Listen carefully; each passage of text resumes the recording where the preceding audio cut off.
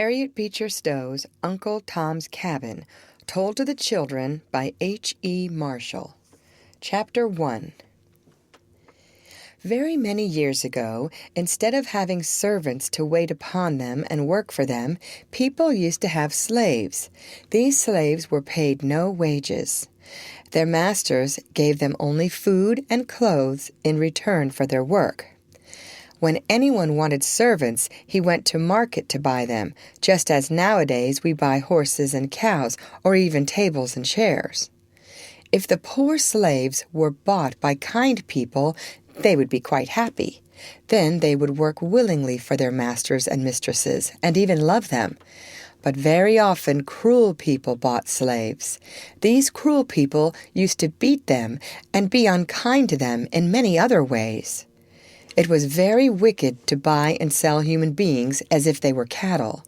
Yet Christian people did it, and many who were good and kind otherwise thought there was no wrong in being cruel to their poor slaves. "They are only black people," they said to themselves. "Black people do not feel things as we do."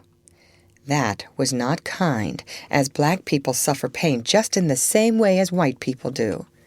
One of the saddest things for the poor slaves was that they could never long be a happy family altogether, father, mother, and little brothers and sisters, because at any time the master might sell the father or the mother or one of the children to someone else. When this happened, those who were left behind were very sad indeed, more sad than if their dear one had died. Uncle Tom was a slave.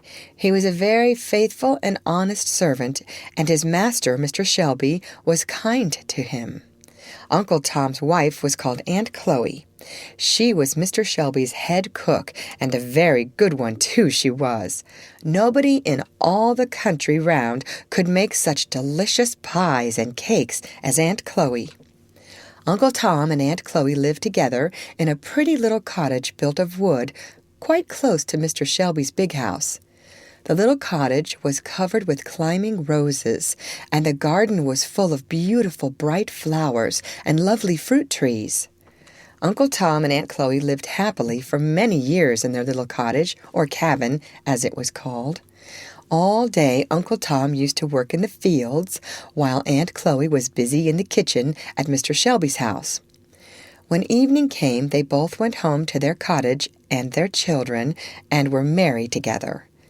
Mr. Shelby was a good man and kind to his slaves, but he was not very careful of his money. When he had spent all he had, he did not know what to do to get more. At last, he borrowed money from a man called Haley, hoping to be able to pay it back again some day. But that day never came.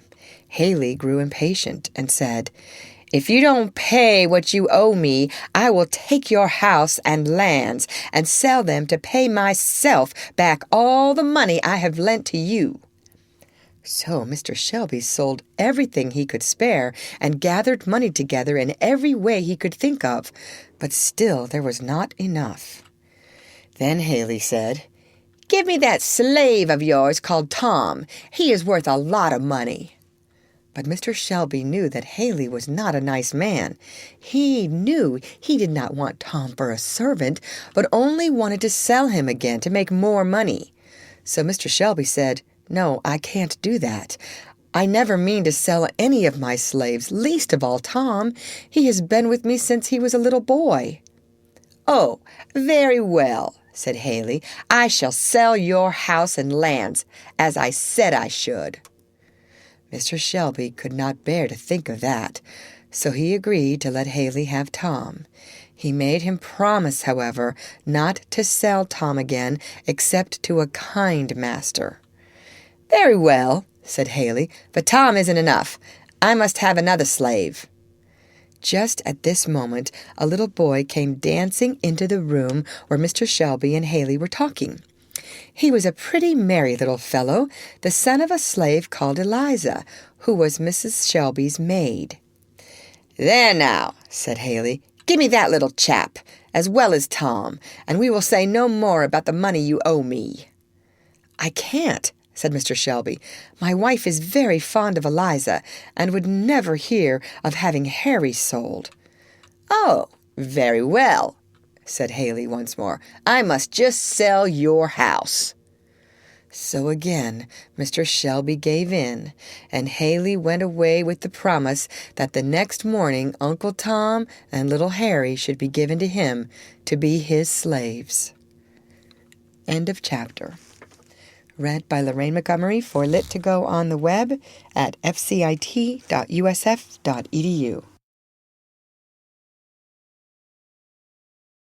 Chapter 10. Uncle Tom soon settled down in his new home. He was as happy as he could be, so far away from his wife and dear little children. He had a kind master. Mrs. St. Clair, however, was not nearly so nice as her husband. She was cruel, and would often have beaten her poor slaves, but St. Clair would not allow it. She always pretended that she was very ill, and spent most of her time lying on a sofa or driving about in her comfortable carriage. The poor slave woman who waited on Mrs. St. Clair had a very hard time. She was kept running about all day and sometimes all night, too. Then, if she dared to look sleepy the next day, her mistress told her not to be sulky and lazy. Mrs. St. Clair did not seem to understand that a slave could be tired sometimes just like other people. Mrs. St. Clair said she really was too ill to look after the house, so everything was left to the slaves. Soon things began to be very uncomfortable, and even good-natured Mr. St. Clair could stand it no longer. He went to his cousin, Miss Ophelia St. Clair, and begged her to come and keep house for him and to look after Eva. It was on the journey back with her that the accident to Eva happened, which ended in his buying Tom. Miss Ophelia was a very prim and precise person, not at all like the St. Clairs. In her home people did not have slaves. Though her cousin had a great many and was kind to them, she could not help seeing that it was a very wicked thing to buy and sell men and women as if they were cattle. She was very, very sorry for the poor slaves, and would have liked to free them all, yet she did not love them. She could not bear even to have them near her, nor to touch them, just because they were black. It made her quite ill to see Eva kissing and hugging the black slave women when she came home. "Well, I couldn't do that," she said. "Why not?" said Mr. St. Clair, who was looking on. "Well, I want to be kind to everyone. I wouldn't have anybody hurt. But as to kissing niggers," she gave a little shudder. "How can she?" Presently a gay laugh sounded from the court. Mr. St. Clair stepped out to see what was happening. "What is it?" said Miss Ophelia, following him. There sat Tom on a little mossy seat in the court. Every one of his buttonholes was stuck full of flowers. Eva, laughing gaily, was hanging a wreath of roses round his neck. Then, still laughing, she perched on his knee like a little sparrow. "Oh, Tom, you look so funny." Tom had a sober smile on his face. He seemed in his own quiet way to be enjoying the fun quite as much as his little mistress. When he lifted his eyes and saw his master, he looked as if he were afraid he might be scolded. But Mr. St. Clair only smiled. "How can you let her do that?" said Miss Ophelia. "Why not?" said Mr. St. Clair. "Why, I don't know. It seems dreadful to me." "You would think it was quite right and natural if you saw Eva playing with a large dog, even if he was black. But a fellow creature that can think and reason and feel and is immortal you shudder at. I know how you North Country people feel about it. You loathe the blacks as you would a toad or a snake. Yet you pity them and are angry because they are often ill-treated." "Well, cousin," said Miss Ophelia thoughtfully, "I dare say you are right. I suppose I must try to get over my feeling." End of chapter. Read by Lorraine Montgomery for Lit2Go on the web at fcit.usf.edu.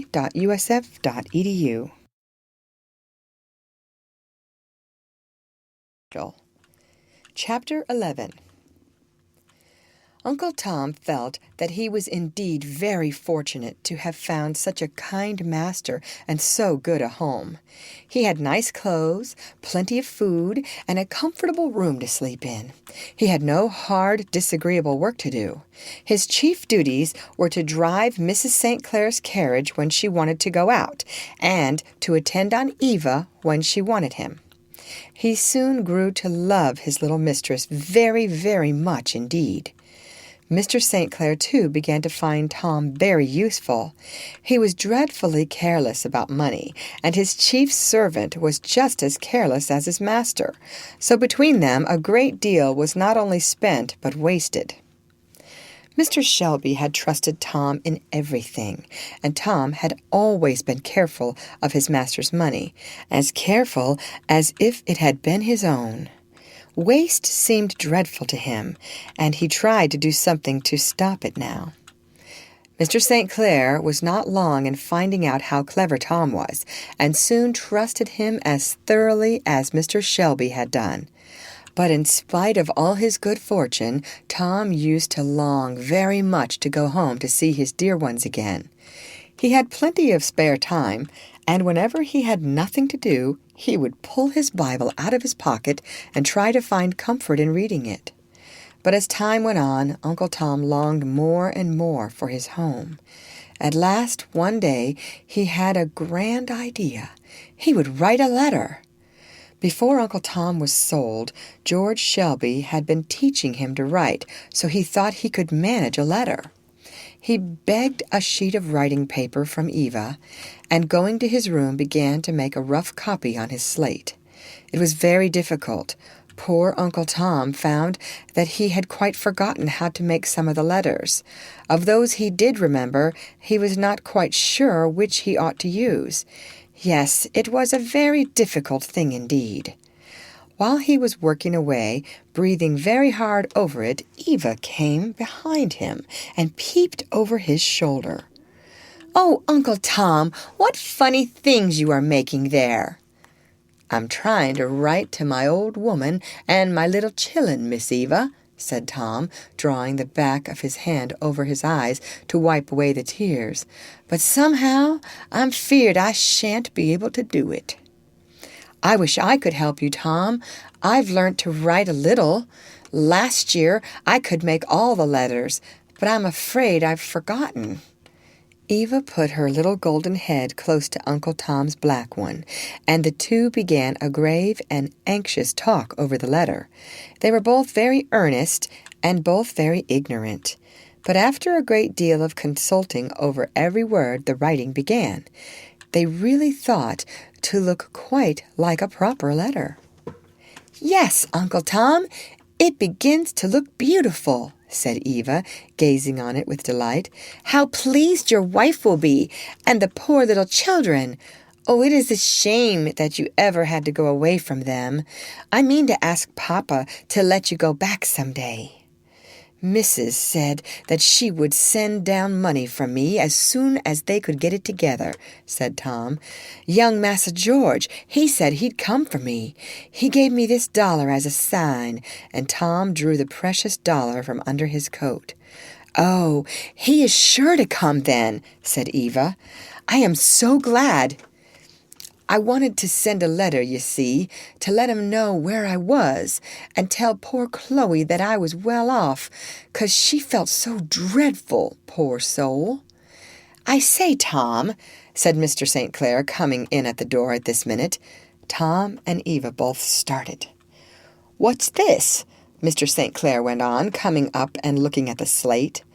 "Oh, it's Tom's letter. I'm helping him to write it," said Eva. "Isn't it nice?" "I wouldn't discourage either of you," said her father, "but I rather think, Tom, you had better let me write your letter for you. I'll do it when I come home from my ride." "It is very important that he should write," said Eva, "because his mistress is going to send money to buy him back again. You know, Papa? He told me they had said so." Mr. St. Clair thought in his heart that very likely this meant nothing. He thought it was only one of these things which good-natured people said to their slaves to comfort them when they were taken away from their dear ones to be sold. He did not really believe that Mrs. Shelby meant to buy Tom back again. However, he did not say so out loud, but just told Tom to get the horses ready for a ride. That evening the letter was written, and Uncle Tom carried it joyfully to the post office. End of chapter. Read by Lorraine Montgomery for Lit2Go on the web at fcit.usf.edu.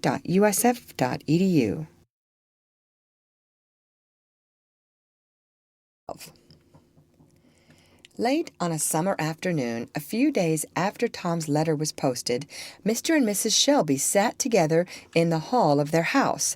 It was very hot, and all the doors and windows were wide open. "Do you know," said Mrs. Shelby, "that Chloe has had a letter from Tom?" "Ah, has she? Tom has some friend there, then. How old is the boy?" "He has been bought by a very fine family, I should think," said Mrs. Shelby. "He is kindly treated and has not much to do." "Ah, well, I'm glad of it, very glad," said Mr. Shelby. "Tom, I suppose, is quite pleased. He won't want to come back here again." "Oh, but he does. He is very anxious to know when the money to buy him is to be raised," said Mrs. Shelby. "I'm sure I don't know," said Mr. Shelby. "Once things begin to go wrong, there seems to be no end to it. It's like jumping from one bog to another, all through a swamp. You borrow of one to pay another, and then borrow of another to pay one. I don't know when things will come straight." "Oh, we must do something. Suppose we sell all the horses and one of your farms," said Mrs. Shelby. "Oh, nonsense. You don't know anything about business." Mrs. Shelby sighed. "Don't you think we ought to try to get the money some way or other? Poor Aunt Chloe, her heart is so set upon it." "I'm sorry if it is.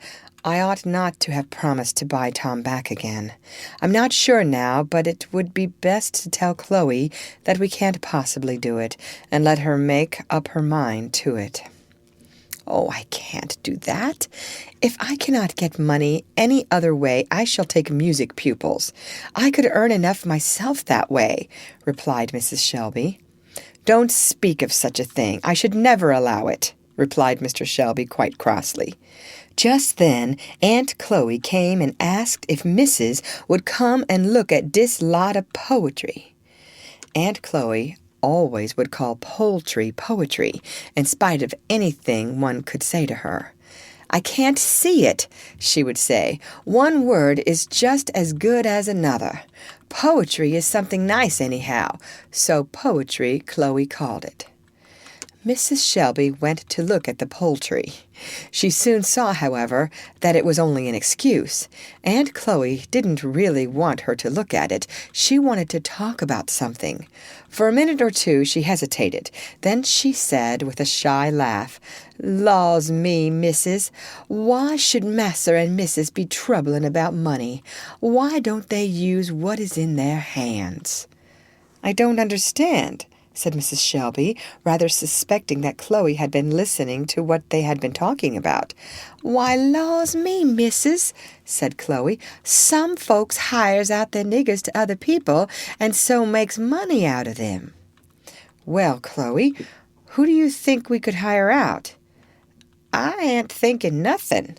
Only Sam, he told me there was a perfectioner in Louisville who said he wanted someone who could make nice cakes and pastry. He said he would give $4 a week to one he did." "Well, Chloe?" "Well, I's a-thinking, missus. Sally has been under my care now for some time. She can cook nearly as well as me. If missus would only let me go, I could earn some money and help to buy my old man back again. I ain't afraid to put my cake nor pies neither alongside no perfectioners." "Confectioners, Chloe. Dear me, missus, words is so curious. Can't never get 'em right." "But, Chloe, do you want to leave your children?" "The boys is big enough now, and Sally will look after baby." Louisville is a long way off. Who's afeard? It's somewhere near my old man, perhaps, said Chloe, looking at Mrs. Shelby in a questioning way. No, Chloe, it's many 100 miles off, said Mrs. Shelby sadly. Chloe's face fell. Never mind. Your going there will bring you nearer, said Mrs. Shelby. Yes, you may go. Every penny of your wages shall be laid aside to buy Tom back with. Chloe's face really shone. Oh, missus is too good. I was thinking of that very thing. I shan't need no clothes, nor shoes, nor nothing. I could save every penny. How many weeks is there in a year, missus? 52, said Mrs. Shelby, and $4 for each of 'em. Why, how much would that be? $208. Why, said Chloe, quite surprised and delighted at the big sum. How long would it take me to earn enough, missus? 4 or 5 years, Chloe. But then you needn't do it all. I shall add some to it. I wouldn't hear of Missus giving lessons. Master's quite right in dat.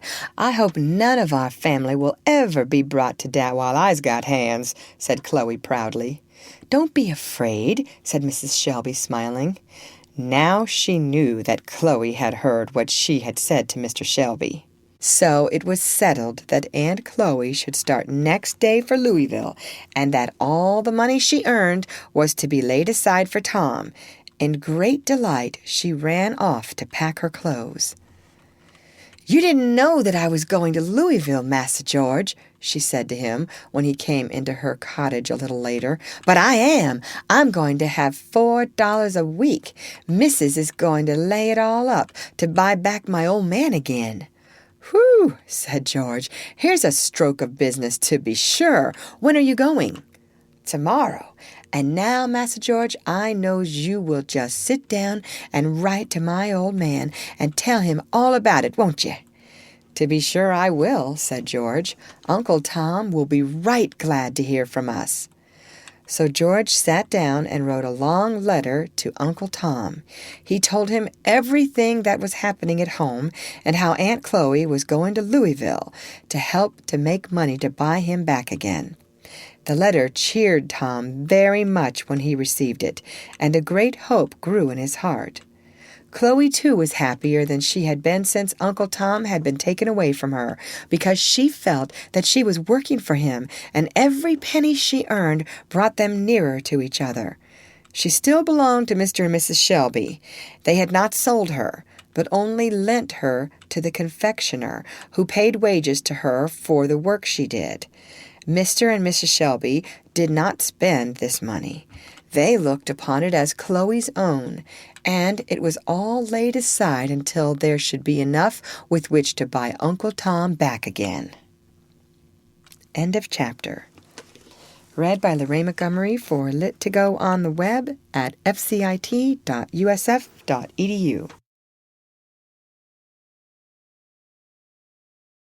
Chapter 13. The day after George and Eliza met each other once more at the end of so many sad months of parting was a very happy one in the Quaker house. The two had much to say to each other. George had to tell how he had escaped from his cruel master, and how he had followed Eliza all the way and at last found her. Then there were plans to make for going on towards Canada.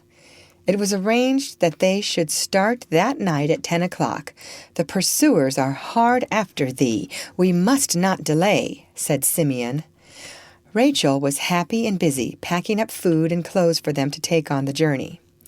Late in the afternoon, another Quaker, called Phineas, came with the dreadful news that the wicked men whom Haley had sent to catch Eliza were only a few miles away. So George and Eliza decided to start as soon as it was dark. A little while after supper, a large covered wagon drew up before the door. They got in, and the wagon drove off. On and on, all through the dark night they drove. About 3 o'clock, George heard the click of a horse's hoof coming behind them. "That's Simeon," said Phineas, who was driving, as he pulled up the horses to listen. "Helloa there, Simeon," he shouted. "What news? Are they coming?" "Yes, right on behind, 8 or 10 of them." "Oh, what shall we do?" groaned Eliza. But Phineas knew the road well. He lashed the horses till they flew along, the wagon rattling and jumping over the hard road behind them. On they went till they came to a place where the rocks rose straight up from the road like a wall. It seemed impossible for anyone to climb up there, but Phineas knew a way. He stopped the horses. "Here, Simeon," he said, "take the wagon, and drive on as fast as thou canst, and bring back help. Now follow me," he said to the others. "Quick, for your lives! Run now, if you ever did run."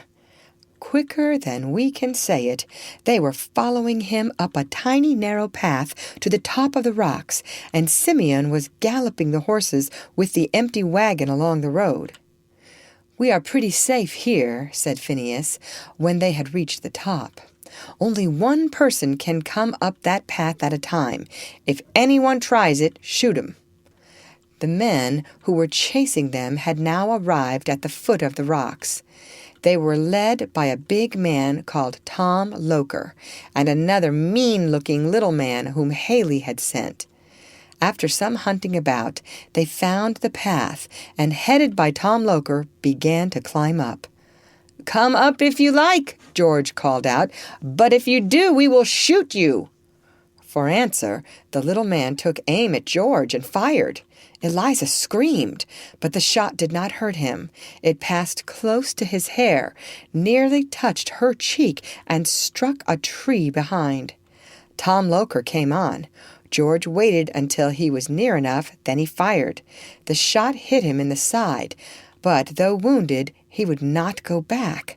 With a yell like that of a mad bull, he came leaping on and sprang right in among them. Quakers are not allowed to use guns and pistols, so Phineas had been standing back while George shot. Now he sprang forward. As Tom Loker landed in the middle of them, he gave him a great push, saying, "Friend, thee isn't wanted here." Down fell Tom Loker, down the steep side of the rock. He crashed and crackled among trees, bushes, logs, loose stones, till he lay bruised and groaning far below. The fall might have killed him had it not been broken by his clothes catching on the branches of a large tree. Cruel people are, very often, cowardly too. When the men saw their leader first wounded and then thrown down, they all ran away. Mounting their horses, they rode off as fast as they could, leaving Tom Loker lying on the ground, wounded and groaning with pain. As soon as Phineas and the others saw that the wicked men had really ridden away, they climbed down, meaning to walk along the road till they met Simeon. They had just reached the bottom when they saw him coming back with the wagon and 2 other men. "Now we are safe," cried Phineas joyfully. "Well, do stop then," said Eliza, "and do something for that poor man. He is groaning dreadfully." "It would be no more than Christian," said George. "Let us take him with us." They lifted the wounded man gently, as if he had been a friend instead of a cruel enemy, and laid him in the wagon. Then they all set out once more. A drive of about an hour brought them to a neat farmhouse. There the tired travelers were kindly received and given a good breakfast. Tom Loker was put into a comfortable bed, far cleaner and softer than any he had ever slept in before. George and Eliza walked about the garden hand in hand, feeling happy together and almost safe. They were so near Canada now. End of chapter. Read by Lorraine Montgomery for Lit2Go on the web at fcit.usf.edu.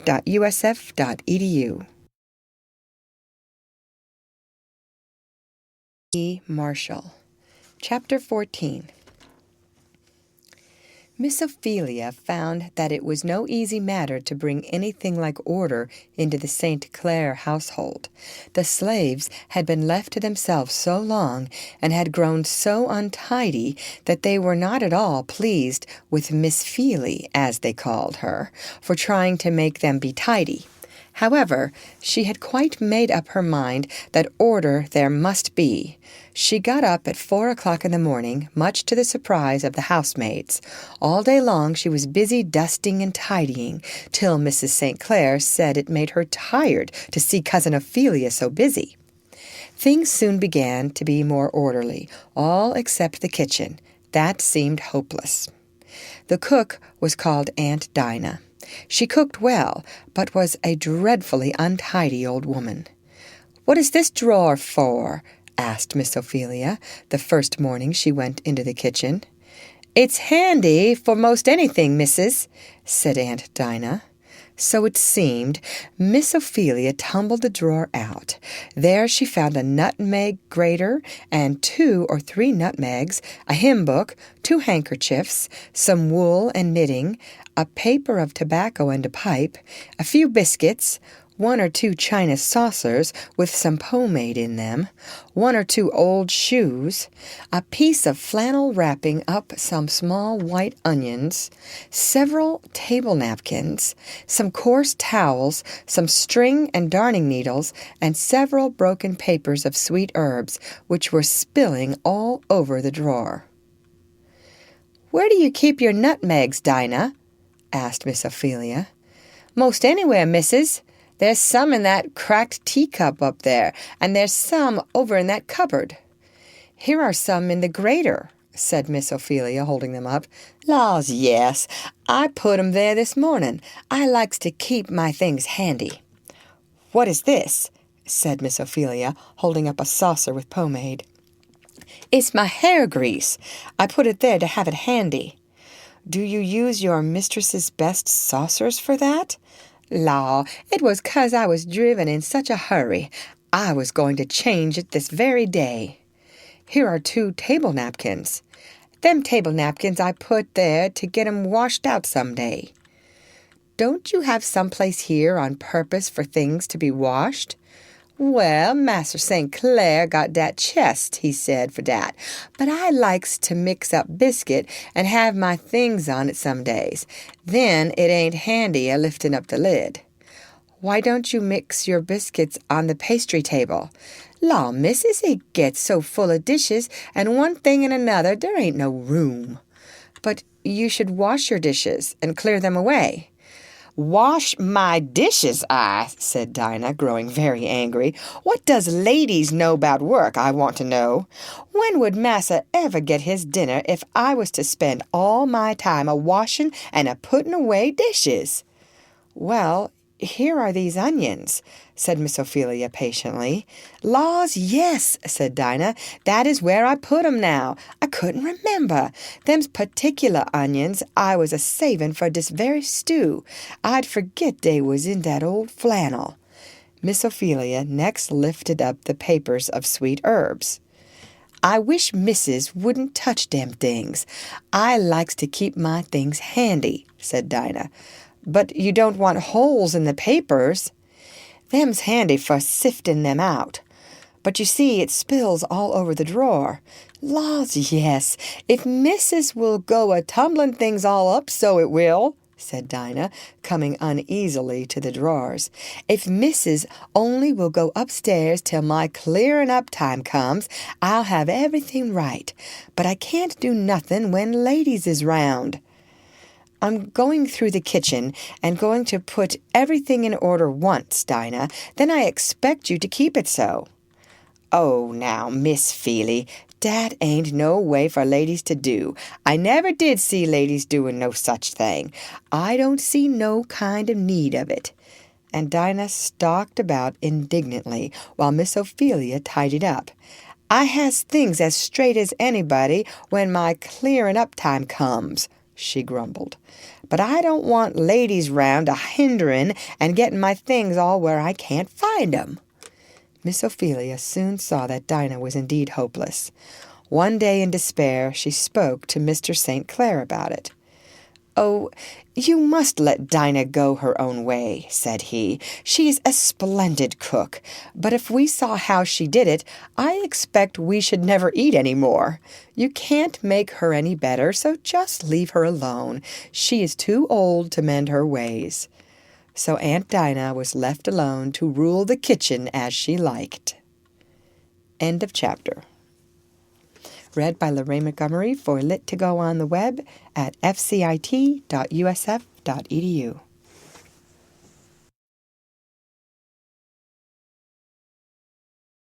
Chapter 15. One morning, while Miss Ophelia was busy as usual, she heard Mr. St. Clair calling her from the foot of the stairs. "Come down here, cousin. I have something to show you." "What is it?" said Miss Ophelia, coming down with her sewing in her hand. "I have bought something for you. See here," he said, pulling forward a little Negro girl of about 8 or 9 years old. She was quite black. Her round, shining eyes glittered like glass beads. Her woolly hair was plaited into little tails which stuck out in all directions. Her clothes were dirty and ragged. Miss Ophelia thought she had never seen such a dreadful little girl in all her life. "Cousin, what in the world have you brought that thing here for?" she asked in dismay. "For you to teach, to be sure, and train in the way she should go," said Mr. St. Clair, laughing. "Topsy," he went on, "this is your new mistress. See now that you behave yourself." "Yes, massa," said Topsy gravely, but her eyes had a wicked twinkle in them. "You're going to be good, Topsy, you understand?" said Mr. St. Clair. "Oh, yes, massa," said Topsy again, meekly folding her hands, but with another twinkle in her eyes. "Now, cousin, what is this for? Your house is full of these little plagues as it is. I get up in the morning and find one asleep behind the door, see one black head poking out from under the table, another lying on the mat. They tumble over the kitchen floor so that a body can't put their foot down without treading on them. What on earth did you want to bring this one for?" "For you to teach, didn't I tell you?" "I don't want her, I'm sure. I have more to do with them now than I want." "Well, the fact is, cousin," said Mr. St. Clair, drawing her aside, "she belonged to some people who were dreadfully cruel and beat her. I couldn't bear to hear her screaming every day, so I bought her. I will give her to you. Do try and make something of her." "Well, I'll do what I can," said Miss Ophelia. "She is fearfully dirty and half naked." "Well, take her downstairs and tell somebody to clean her up and give her some decent clothes." Getting Topsy clean was a very long business, but at last it was done. Then, sitting down before her, Miss Ophelia began to question her. "How old are you, Topsy?" "Dunno, missus," said she, grinning like an ugly little black doll. "Don't know how old you are? Did nobody ever tell you? Who was your mother?" "Never had none," said Topsy with another grin. "Never had any mother? What do you mean? Where were you born?" "Never was born." "You mustn't answer me like that, child," said Miss Ophelia sternly. "I am not playing with you. Tell me where you were born and who your father and mother were." "Never was born," said Topsy again very decidedly. "Never had no father, nor mother, nor nothing." Miss Ophelia hardly knew what to make of her. "How long have you lived with your master and mistress, then?" she asked. "Dunno, missus." "Is it a year, or more, or less?" "Dunno, missus." "Have you ever heard anything about God, Topsy?" asked Miss Ophelia next. Topsy looked puzzled, but kept on grinning. "Do you know who made you?" "Nobody as I knows on," replied Topsy with a laugh. "'Spect I growed. Don't think nobody ever made me." "Do you know how to sew?" asked Miss Ophelia, quite shocked.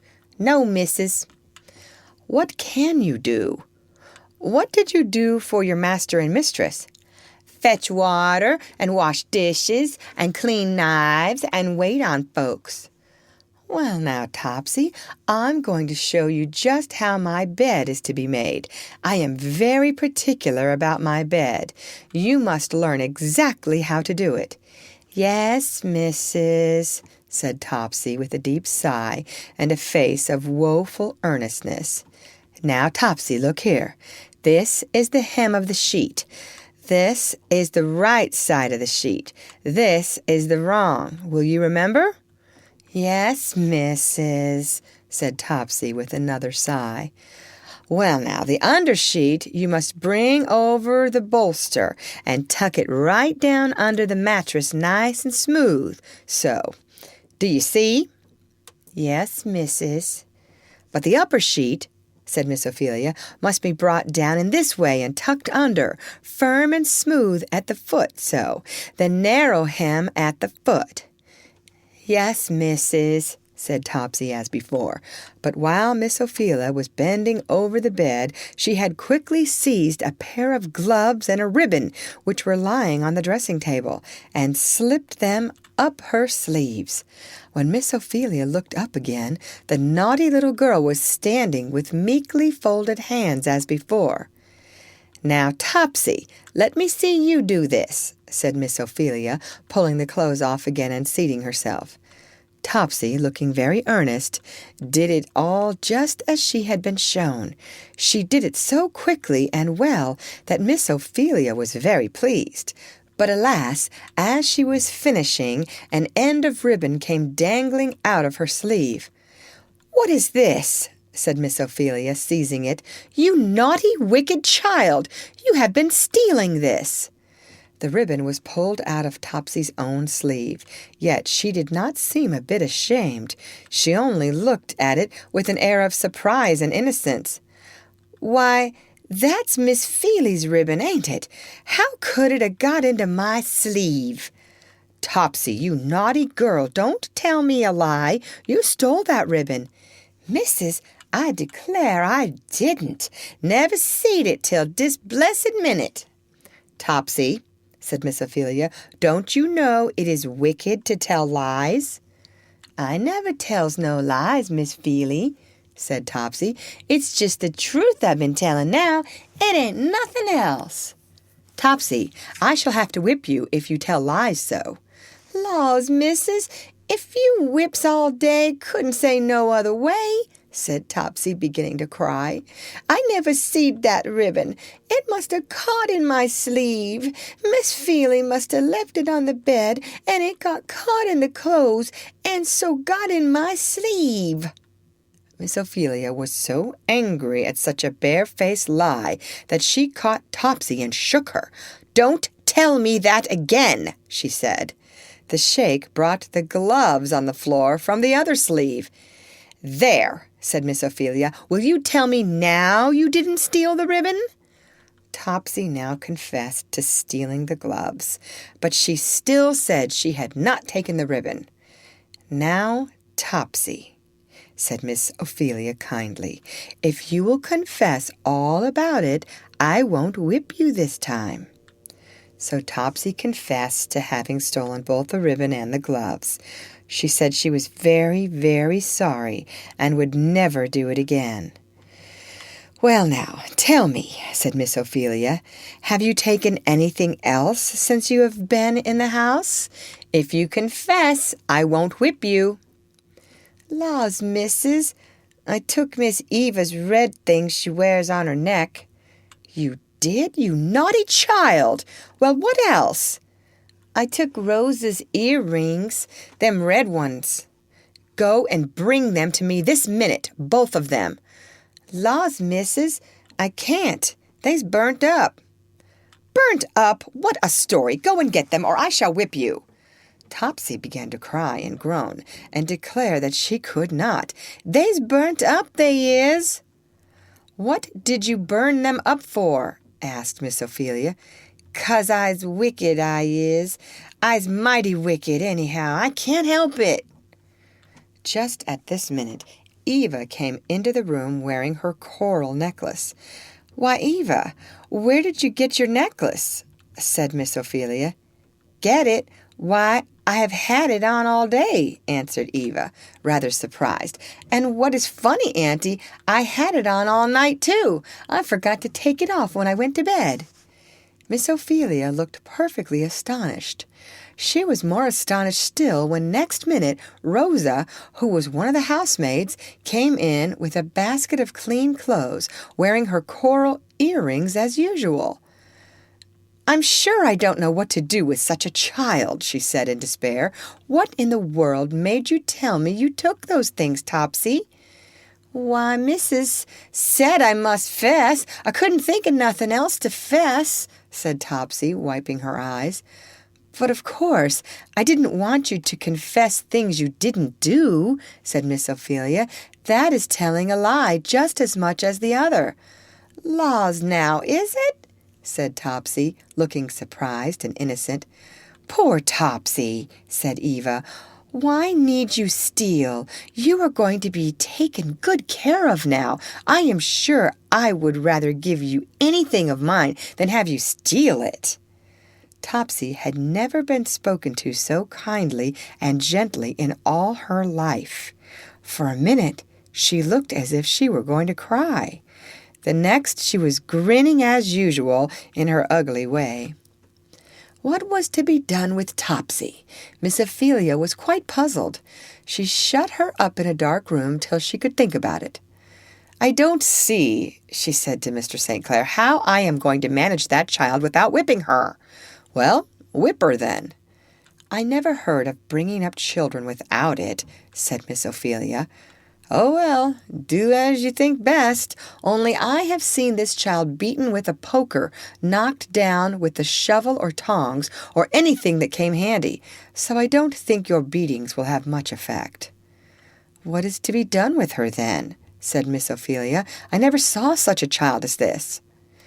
But Mr. St. Clair could not answer her question, so Miss Ophelia had to go on as best she could, trying to make Topsy a good girl. She taught her to read and to sew. Topsy liked reading and learned her letters like magic, but she could not bear sewing, so she broke her needles or threw them away. She tangled, broke, and dirtied her cotton and hid her reels. Miss Ophelia felt sure all these things could not be accidents, yet she could never catch Topsy doing them. In a very few days Topsy had learned how to do Miss Ophelia's room perfectly, for she was very quick and clever. But if Miss Ophelia ever left her to do it by herself, there was sure to be dreadful confusion. Instead of making the bed, she would amuse herself with pulling off the pillowcases. Then she would butt her woolly head among the pillows until it was covered with feathers sticking out in all directions. She would climb the bedpost and hang head downwards from the top, wave the sheets and covers all over the room, dress the bolster up in Miss Ophelia's nightgown, and act scenes with it, singing, whistling, and making faces at herself in the looking-glass all the time. "Topsy," Miss Ophelia would say when her patience was at an end, "what makes you behave so badly?" "Dunno, missus. I specs 'cause I's so wicked." "I don't know what I shall do with you, Topsy." "Laws, missus, you must whip me. My old missus always did. I ain't used to working unless I gets whipped." So Miss Ophelia tried it. Topsy would scream and groan and implore, but half an hour later she would be sitting among the other little niggers belonging to the house, laughing about it. "Miss Feely whip," she would say. "She can't do it nohow." "Law, you niggers," she would go on, "does you know you's all sinners? Well, you is. Everybody is. White folks is sinners too. Miss Feely says so. But I specs niggers is the biggest ones. But ye ain't any of ye up to me. I's so awful wicked, there can't nobody do nothing with me. I specs I's the wickedest critter in the world." Then she would turn a somersault and come up bright and smiling, evidently quite pleased with herself. End of chapter. Read by Lorraine Montgomery for Lit2Go on the web at fcit.usf.edu.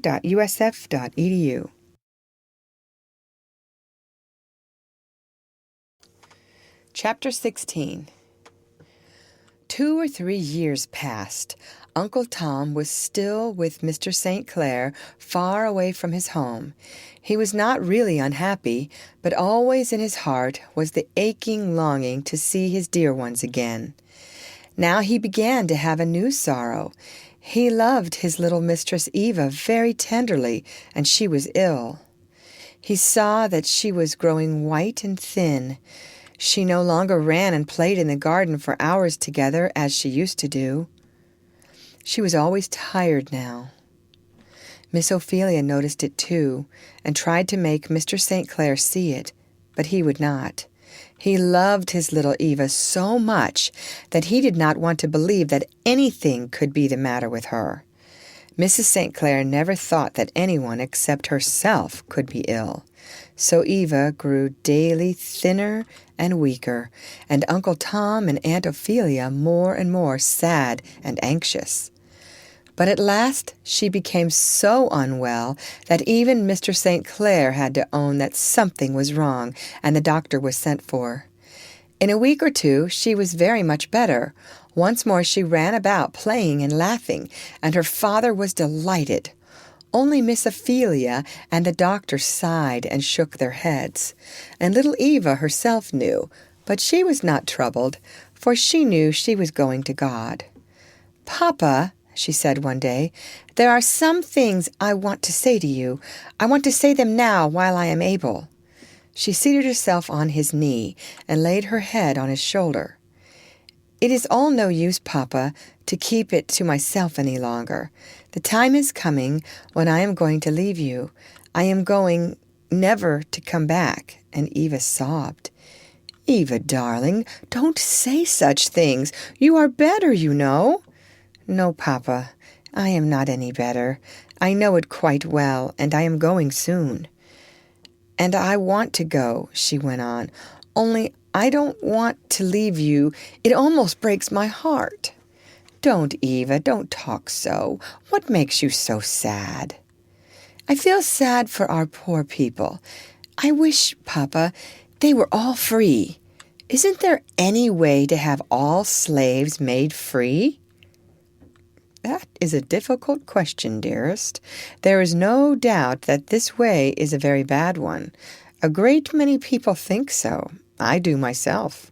I wish there was not a slave in the land, but then I don't know what it is to be done about it." "Papa, you are such a good man and so noble and kind. Couldn't you go all around and try and persuade people to do right about this? When I am dead, Papa, then you will think of me and do it for my sake." "When you are dead, Eva! Oh, child, don't talk to me so." "Promise me, at least, Father, that Tom shall have his freedom as soon as I am gone." "Yes, dear, I will do anything you wish, only don't talk so." Miss Ophelia and Eva had been to church together. Miss Ophelia had gone to her room to take off her bonnet while Eva talked to her father. Suddenly, Mr. St. Clair and his little girl heard a great noise coming from Miss Ophelia's room. A minute later she appeared, dragging Topsy behind her. "Come out here," she was saying. "I will tell your master." "What is the matter now?" asked Mr. St. Clair. "The matter is that I cannot be plagued with this child any longer," said Miss Ophelia. "It is past all bearing. Here I locked her up and gave her a hymn to learn. What does she do? But spy out where I put my key. She has gone to my wardrobe, taken a bonnet trimming, and cut it all to pieces to make dolls' jackets. I never saw anything like it in my life. I don't know what to do," she went on. "I have taught and taught. I have talked till I'm tired. I've whipped her. I've punished her in every way I can think of, and still she is as naughty as she was at first." "Come here, Topsy, you monkey," said Mr. St. Clair. Topsy came, her hard, round eyes glittering and blinking, half in fear, half in mischief. "What makes you behave so?"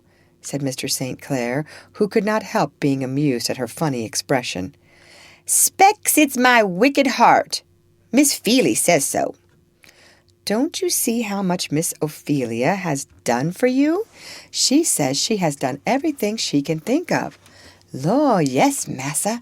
Old missus used to say so, too. She whipped me a heap harder and used to pull my hair and knock my head agin the door, but it didn't do me no good. I specs if they is to pull every hair out of my head, it wouldn't do no good neither. I's so wicked." "Laws, I's nothing but a nigger no ways."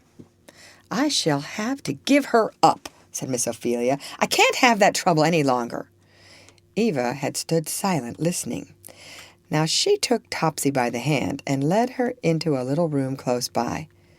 "What makes you so naughty, Topsy?" she said, with tears in her eyes. "Why don't you try to be good? Don't you love anybody, Topsy?" "Don't know nothing about love. I love candy, that's all." "But you love your father and mother." "Never had none, you know. I telled you that, Miss Eva." "Oh, I forgot," said Eva sadly. "But hadn't you any brother or sister or aunt or—" "Nope, none on 'em. Never had nothing nor nobody."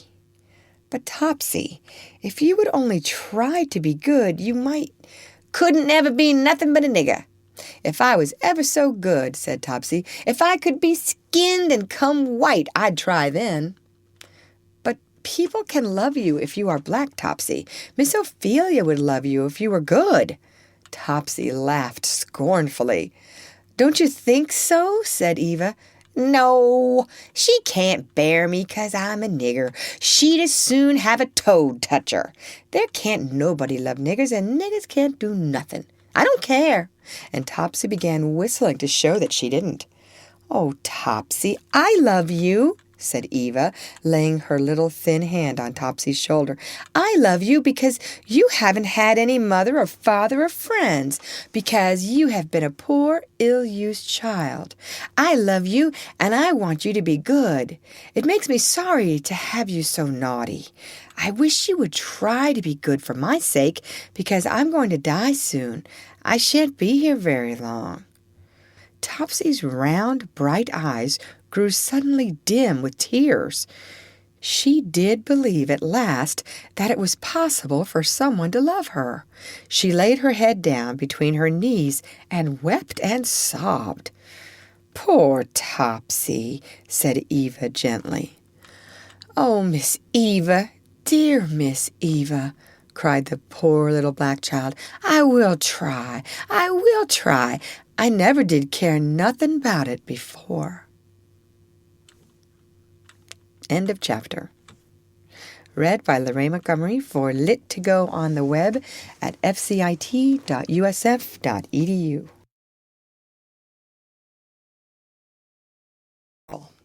Chapter 17. It soon became quite plain to everybody that Eva was very ill indeed. She never ran about and played now, but spent most of the day lying on the sofa in her own pretty room. Everyone loved her and tried to do things for her. Even naughty little Topsy used to bring her flowers and try to be good for her sake. Uncle Tom was a great deal in Eva's room. She used to get very restless, and then she liked to be carried about. He was so big and strong that he could do it very easily. He would walk about with her under the orange trees in the garden, or sitting down on some of their old seats, would sing their favorite hymns. He loved to do it, and could not bear to be long away from his little mistress. He gave up sleeping in his bed and lay all night on the mat outside her door. One day, Eva made her aunt cut off a lot of her beautiful hair. Then she called all the slaves together, said good-bye to them, and gave them each a curl of her hair as a keepsake. They all cried very much, and said they would never forget her, and would try to be good for her sake. A few nights later, Miss Ophelia came quickly to Tom as he lay on the mat outside Eva's door. "Go, Tom," she said. "Go as fast as you can for the doctor." Tom ran, but in the morning little Eva lay on her bed, cold and white, with closed eyes and folded hands. She had gone to God. Mr. St. Clair was very, very unhappy for a long time after Eva died. He had loved her so much that now his life seemed quite empty without her. He did not forget his promise to her about Tom. He went to his lawyer and told him to begin writing out the papers that would make Tom free. It took some time to make a slave free. "Well, Tom," said Mr. St. Clair the day after he had spoken to his lawyer, "I'm going to make a free man of you. So have your trunk packed and get ready to set out for home." Joy shone in Uncle Tom's face. "Bless the Lord," he said, raising his hands to heaven. Mr. St. Clair felt rather hurt. He did not like Tom to be so glad to leave him. "You haven't had such a very bad time here that you need to be such rapture, Tom," he said. No, Massa, 'tain't that. It's being a free man.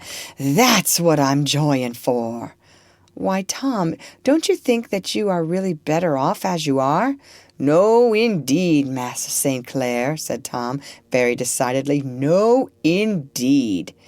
"But, Tom, you couldn't possibly have earned by your work such clothes and such nice comfortable rooms and good food as I have given you." "I knows all that, Massa St. Clair. Massa has been too good. But, Massa, I'd rather have poor clothes, poor house, poor everything, and have a mine than have the best and have 'em any man's else. I had so, Massa. I think it's nature, Massa." "I suppose so, Tom. You will be going off and leaving me in a month or two," he said, rather discontentedly, "though why you shouldn't, I don't know," he added in a gayer voice. "Not while Master is in trouble," said Tom. "I'll stay with Master as long as he wants me, so as I can be of any use." "Not while I am in trouble, Tom?" said Mr. St. Clair, looking sadly out of the window. "And when will my trouble be over?" Then, half smiling, he turned from the window and laid his hand on Tom's shoulder. "Ah, Tom, you soft, silly boy," he said, "I won't keep you. Go home to your wife and children, and give them all my love." "Cousin," said Miss Ophelia, coming into the room, "I want to speak to you about Topsy." "What has she been doing now?" "Nothing. She is a much better girl than she used to be. But I want to ask you, whose is she, yours or mine?" "Why, yours, of course. I gave her to you," said Mr. St. Clair. "But not by law. There is no use my trying to make this child a Christian unless I can be quite sure that she will not be sold as a slave again. If you are really willing I should have her, I want you to give me a paper saying she is mine." "But you think it is wicked to keep slaves. Now you want to have one of your own?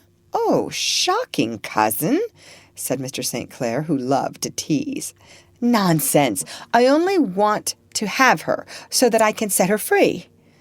"Very well," said Mr. St. Clair. "I will write the paper for you." Then he sat down and began to read.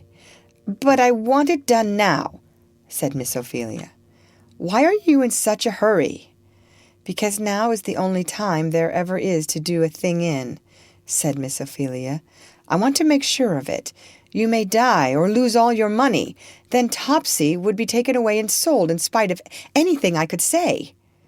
Mr. St. Clair hated being made to do things when he didn't want to. However, after teasing his cousin a little more, he wrote out the paper, and Topsy belonged to Miss Ophelia.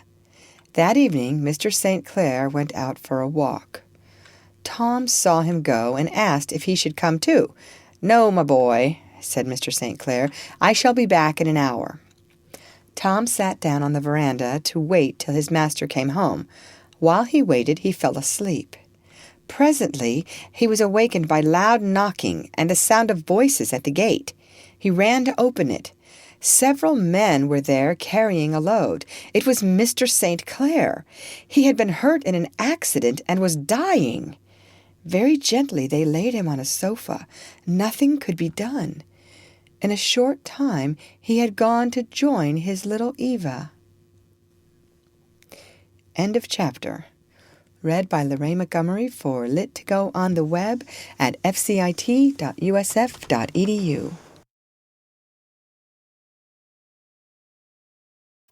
Chapter 18. There had been great grief in the house when Eva died. Now there was not only sorrow, but gloom and fear. The kind master was dead, and the poor slaves asked themselves in despair what would happen to them now.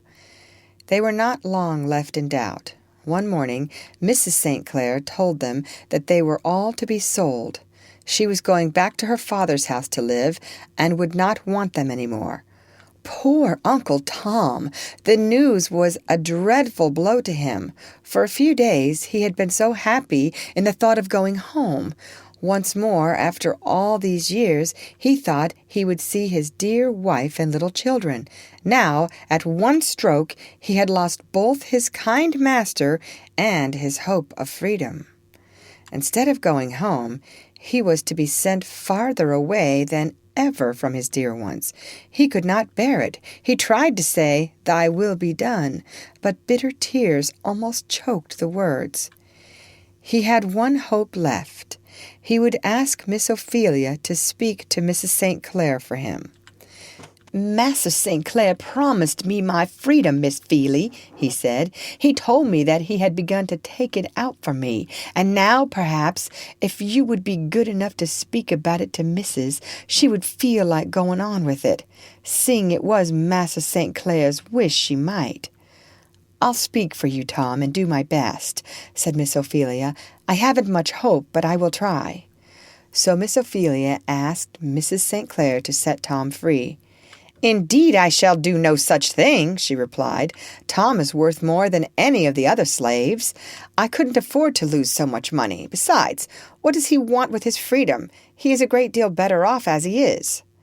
"But he does want it very much," replied Miss Ophelia, "and his master promised it to him." "I dare say he does want it," replied Mrs. St. Clair. "They all want it, just because they are a discontented set, always wanting what they haven't got." "But Tom is so good and gentle, and such a splendid worker. If you sell him, there is a chance of his getting a bad master." "Oh, I have no fear about that. Most masters are good, in spite of all the talk people make about it," replied Mrs. St. Clair. "Well," said Miss Ophelia at last, "I know it was one of the last wishes of your husband that Tom should have his freedom. He promised dear little Eva that he should have it. I think you ought to do it." Then Mrs. St. Clair began to cry and say everyone was unkind to her, and Miss Ophelia saw it was no use saying anything more. There was only one other thing she could do. She wrote to Mrs. Shelby, telling her that poor Uncle Tom was going to be sold again. She asked her to send money to buy him back as soon as possible.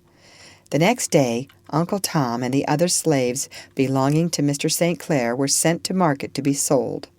As Uncle Tom stood in the marketplace, waiting for someone to buy him, he looked anxiously round. In the crowd of faces, he was trying to find one kind, handsome one, like Mr. St. Clair's, but there was none. Presently, a short, broad man with a coarse, ugly face and dirty hands came up to Tom.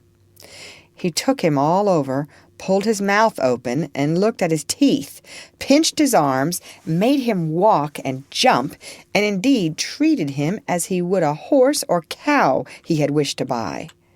Tom knew from the way this man looked and spoke that he must be bad and cruel. He prayed in his heart that this might not be his new master, but it was. His name was Legree. He bought Uncle Tom, several other men slaves, and 2 women. One of the women was a pretty young girl who had never been away from her mother before, and who was very much afraid of her new master. The other was an old woman. The 2 women were chained together. The men, Uncle Tom among them, had heavy chains put on both hands and feet. Then Legree drove them all onto a boat which was going up the river to his plantation. It was a sad journey. This time there was no pretty Eva, nor kind-hearted Mr. St. Clair to bring any happiness to the poor slaves. One of the first things Legree did was to take away all Tom's nice clothes, which Mr. St. Clair had given him. He made him put on his oldest clothes. Then he sold all the others to the sailors. Legree made his slaves unhappy in every way he could think of. Then he would come up to them and say, "Come, come, I don't allow any sulky looks. Be cheerful now, or—" And he would crack his whip in a way to make them tremble. At last the weary journey was over. Legree and his slaves landed. His house was a long way from the river. The men slaves walked, while Legree and the two women drove in a cart.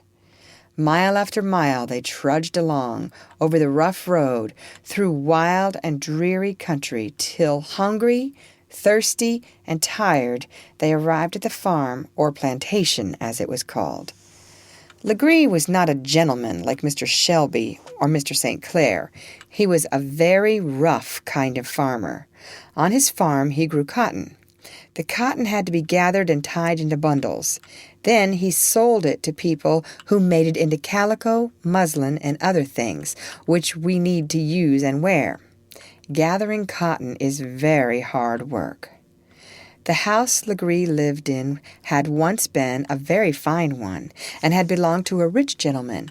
Now it was old, neglected, and almost in ruins. The house was bad enough, but the cabins where the slaves lived were far worse. They were roughly built of wood. The wind and the rain came through the chinks between the planks. There were no windows. The floors were nothing but the bare earth. There was no furniture of any kind in them, only heaps of dirty straw to sleep upon. Uncle Tom felt more unhappy than ever. He had hoped at least to have a little room which he could keep clean and tidy. But this hole he did not even have to himself. He had to share it with 5 or 6 others. Now began the saddest time of Uncle Tom's life. Every morning, very early, the slaves were driven out into the fields like cattle. All day long they worked hard. The burning sun blazed down upon them, making them hot and tired. Legree and his 2 chief slaves, called Quimbo and Sambo, marched about all the time with whips in their hands. At night they drove the slaves back again to their miserable huts. But before they could rest, they had to grind and cook the corn for their supper. When at last they did go to sleep, they had to lie on the heaps of dirty straw instead of in comfortable beds. Day after day passed in the same way. One morning Uncle Tom noticed a woman walking next him whom he had never seen before. She was tall and slender. Her face was almost beautiful, and she looked like a lady. Tom did not know who she was, nor where she came from, but he had always lived among ladies and gentlemen, and knew whenever he saw her that this was one. Tom was soon busy at his work, but as the strange woman was near him he could watch her. She picked the cotton very fast, and with an air of scorn, as if she despised both the work and the disgrace of it. The old woman, who had been bought at the same time as Tom, was working near him too. He saw she looked very ill. She often prayed aloud, and trembled as if she would fall. As Tom came near her, he took several handfuls of cotton from his own sack and dropped them into hers. "Oh, don't, said the woman. "It will get you into trouble." For each night the cotton was weighed. Any slave who had not gathered enough was beaten terribly. In a few minutes Tom again took several handfuls of cotton from his own sack and dropped them into that of the old woman. "Oh, you mustn't. You don't know what they'll do to you," said the poor old woman. "I can bear it better than you," said Tom. The tall woman heard him. She took a great handful from her basket and put it into Tom's. "You know nothing about this place," she said, "or you would not have done that. When you have been here a little longer, you won't be so ready to help others. It will take you all your time to take care of yourself." As the day went on, they both helped the old woman. At last her basket was full, and they thought for this time at least she was safe. But Sambo had seen what had happened. He told Legree, who hated a kind action. He was such a cruel man. One would have thought that Sambo and Quimbo, being slaves themselves, would have been kind to the other slaves, but they were not. They were wicked men. Legree had chosen them to watch the others just because they were cruel and wicked. He had bought Uncle Tom because he was so big and strong. He thought that if Tom were only as cruel as he was strong, he would make a fine overseer. But when he found out that Tom was kind and gentle instead of wicked and cruel as he had hoped, Legree was very angry. This night, although the poor old woman's basket was as full as any of the others, Legree pretended that it was not. He told Tom to beat her for being so lazy. "I beg Masser's pardon," said Tom. "I hopes Masser won't set me to that. It's what I ain't used to, never did and can't do." "What?" said Legree, seizing a whip and striking Tom again and again with it. "Will you tell me now you can't do it?"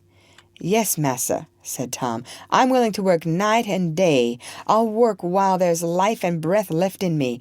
But this thing I can't feel it right to do. And, massa, I never shall do it. Never."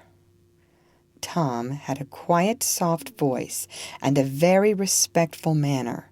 Legree had thought from that he would be cowardly. Now he was so angry and surprised that he could hardly speak. "You dare to tell me that you think it is wrong?" he roared at last, crimson with passion. "I think so, massa," replied Tom. "The poor creature is sick and feeble. It would be downright cruel, and it's what I will never do. Massa, if you mean to kill me, kill me. But as to raising my hand again anyone here, I never shall.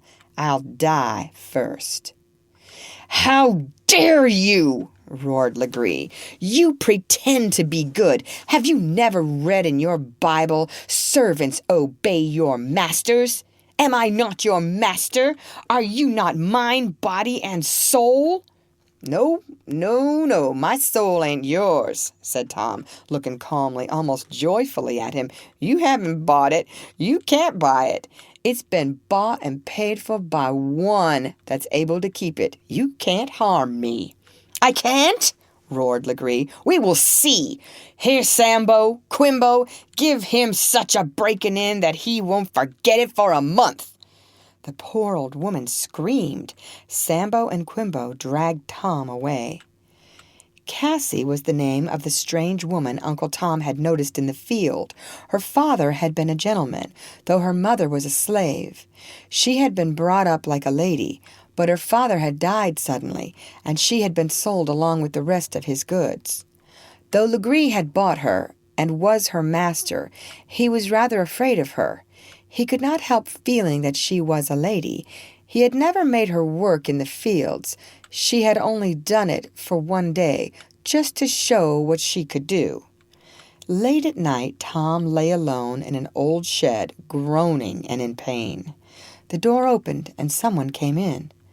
"Who's there?" said Uncle Tom. "Oh, for the Lord's mercy, please give me some water." It was Cassie. She gave him a drink, and then made him as comfortable as she could. "Thank you, missus," said Tom. "Don't call me missus. I'm a miserable slave like yourself," she said bitterly. "You are a brave fellow," she went on after a pause, "but it is no use. It's no use. Legree is strongest. You must give up." "Oh, Lord, groaned Tom. "How can I give up?" Cassie sat beside Tom for a long time. She told him about her own life and how miserable she was. She told him of Legree's cruelties and how she hated him. Tom almost forgot his own pain in trying to comfort her. When at last she went away, his heart was warm and grateful. He felt that even in this dark place, God had not left him altogether without a friend. After this, Cassie was always kind to Tom. She stood between him and Legree's fury as much as she could. She was very kind to Emmeline, too, the pretty girl Legree had bought at the same time as Tom. Emmeline and Cassie lived in the great house, and not in the huts among the other slaves. One night, Uncle Tom woke to find Cassie standing beside him. "Come, Uncle Tom," she whispered. "Come. Legree is drunk and asleep. He will not wake. You can easily kill him. Then we shall all be free." "No," said Tom. "No. No good never comes from doing wicked things. I can't do it." "Then I shall do it," said Cassie, turning to go. But Uncle Tom took hold of her. He would not let her go until she promised not to do it. "It is a terrible, wicked thing to kill anyone, Miss Cassie," he said. "Even if Massa Legree is wicked, we needn't be wicked too." So at last Cassie promised that she would not kill Legree. "If you could only run away, if it was only possible, I would advise you and Emmeline to do it," said Uncle Tom.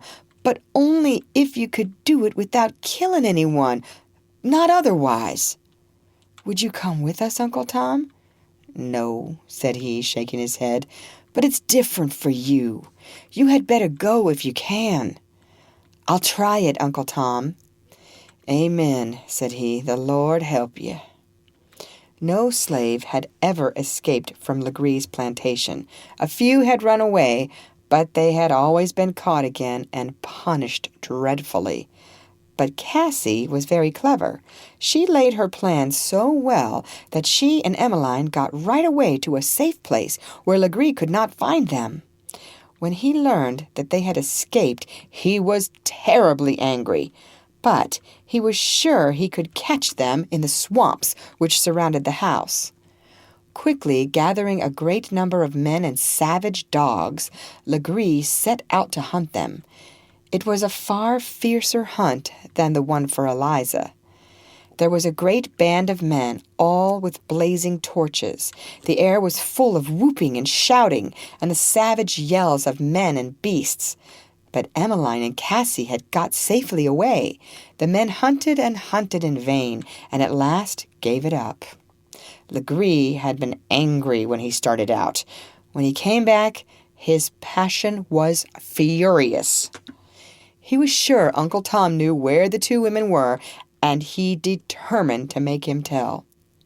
Legree was quite right in one thing, Tom knew, but he was wrong in the other. Tom would not tell. "Do you know I have made up my mind to kill you?"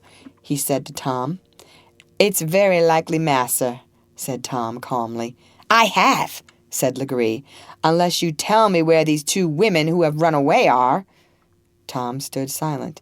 "Do you hear?" shouted Legree. "Speak!"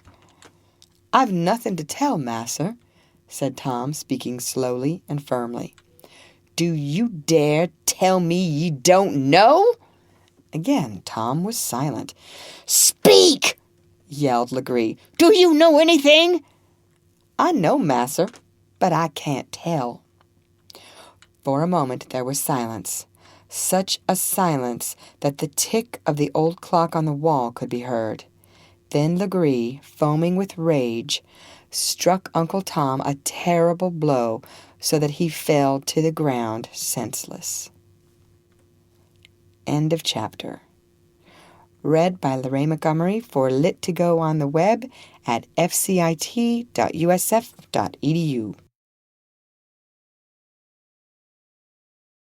Chapter 19. Tom Loker lay tossing and tumbling in his clean, comfortable bed at the Quaker farmhouse. A pretty old Quaker lady with white hair and a kind face was nursing him. Tom Loker did not like being ill and having to lie in bed. He threw the clothes about, grumbling and using naughty words all the time. "I must ask thee," Thomas Loker, not to use such language," said the nice lady as she smoothed his sheets and made his bed comfortable again for him. "Well, I won't, Granny, if I can help it," he replied, "but it is enough to make a fellow swear. It is so awfully hot." He gave another great lunge and made the sheets and blankets all untidy again.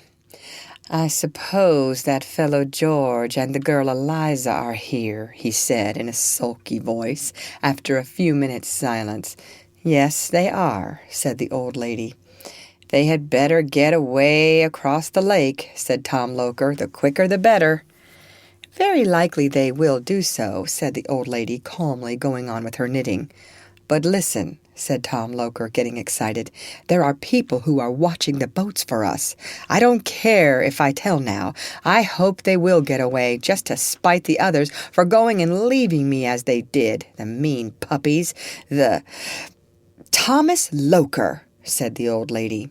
"I tell you, Granny, if you bottle a fellow up too tight, he'll split," said Tom Loker. "But about Eliza, tell them to dress her up some way so as to alter her.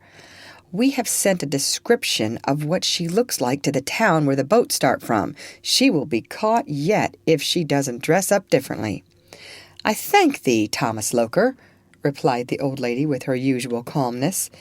"We will attend to that. Thank thee." Then she went to tell George and Eliza what Tom Loker had said. They were indeed very grateful to him and very glad that they had not left him, as his own friends had done, to die by the roadside. So next day Eliza cut off all her beautiful black hair and dressed herself like a boy. "Don't I make a pretty young fellow?" she said to George, laughing and blushing at the same time. "You always will be pretty," said George gravely. "Do what you will." "What makes you so sober?" asked Eliza, kneeling on one knee and laying her hand on his. "We are within 24 hours of Canada, they say. Only a day and a night on the lake, and then, oh, Eliza," said George, holding her fast, "that is just it. To be so near liberty, to be almost in sight of it, and then, if we lost it, oh, Eliza, I should die." "Don't fear," said Eliza hopefully. "The good Lord would not have brought us so far if he didn't mean to save us. I seem to feel him with us, George." So George kissed his wife and took heart again. Then the kind old lady brought Harry in, dressed as a little girl. And a very pretty girl he made, too. They called him Harriet. As it was so like Harry, it was easy to remember. Harry did not know his mamma, dressed as she was, and clung to the kind lady, feeling rather afraid of the strange young man. That was just as well, as he was too young to understand what this dressing up and pretending meant, and he might have spoiled it all by calling the nice-looking young man mamma. So the kind lady was going with them, pretending to be the little girl's aunt. When everything was ready, they got into a cab and drove to the wharf. The two young men, as they seemed to be, got out, Eliza helping the kind lady and little girl, while George saw to the luggage. As he was standing at the office taking the tickets, George overheard two men talking by his side. "I've watched every one that came on board," said one, "and I know they are not on this boat." "You would scarcely know the woman from a white one," said the other. "The man is very fair, too. He has an H burned into the palm of his hand." The hand with which George was taking the tickets and change trembled a little, but he turned calmly round, looked straight at the speaker, and then walked slowly away to where Eliza was waiting for him. It was a terribly anxious time, but at last the bell rang. The boat began to move, and George and Eliza drew long sighs of relief as they saw the shore getting farther and farther away. It was a lovely day. The blue waves of Lake Erie danced, rippling and sparkling in the sunlight. Hour after hour the boat steamed on. Night came, and in the morning, clear and beautiful before them rose the shores of Canada. George and his wife stood arm in arm as the boat came near the little town where they were going to land. His breath came thick and short. A mist gathered before his eyes. He silently pressed the little hand that lay trembling on his arm. The bell rang. The boat stopped. Scarcely seeing what he did, George looked at his luggage and gathered his little party. They were landed on the shore and stood still till the boat had started again. Then, with tears of joy, the husband and wife, with their wondering little boy in their arms, knelt down and lifted up their hearts to God. They were free. End of chapter. Read by Lorraine Montgomery for Lit to Go on the web at fcit.usf.edu.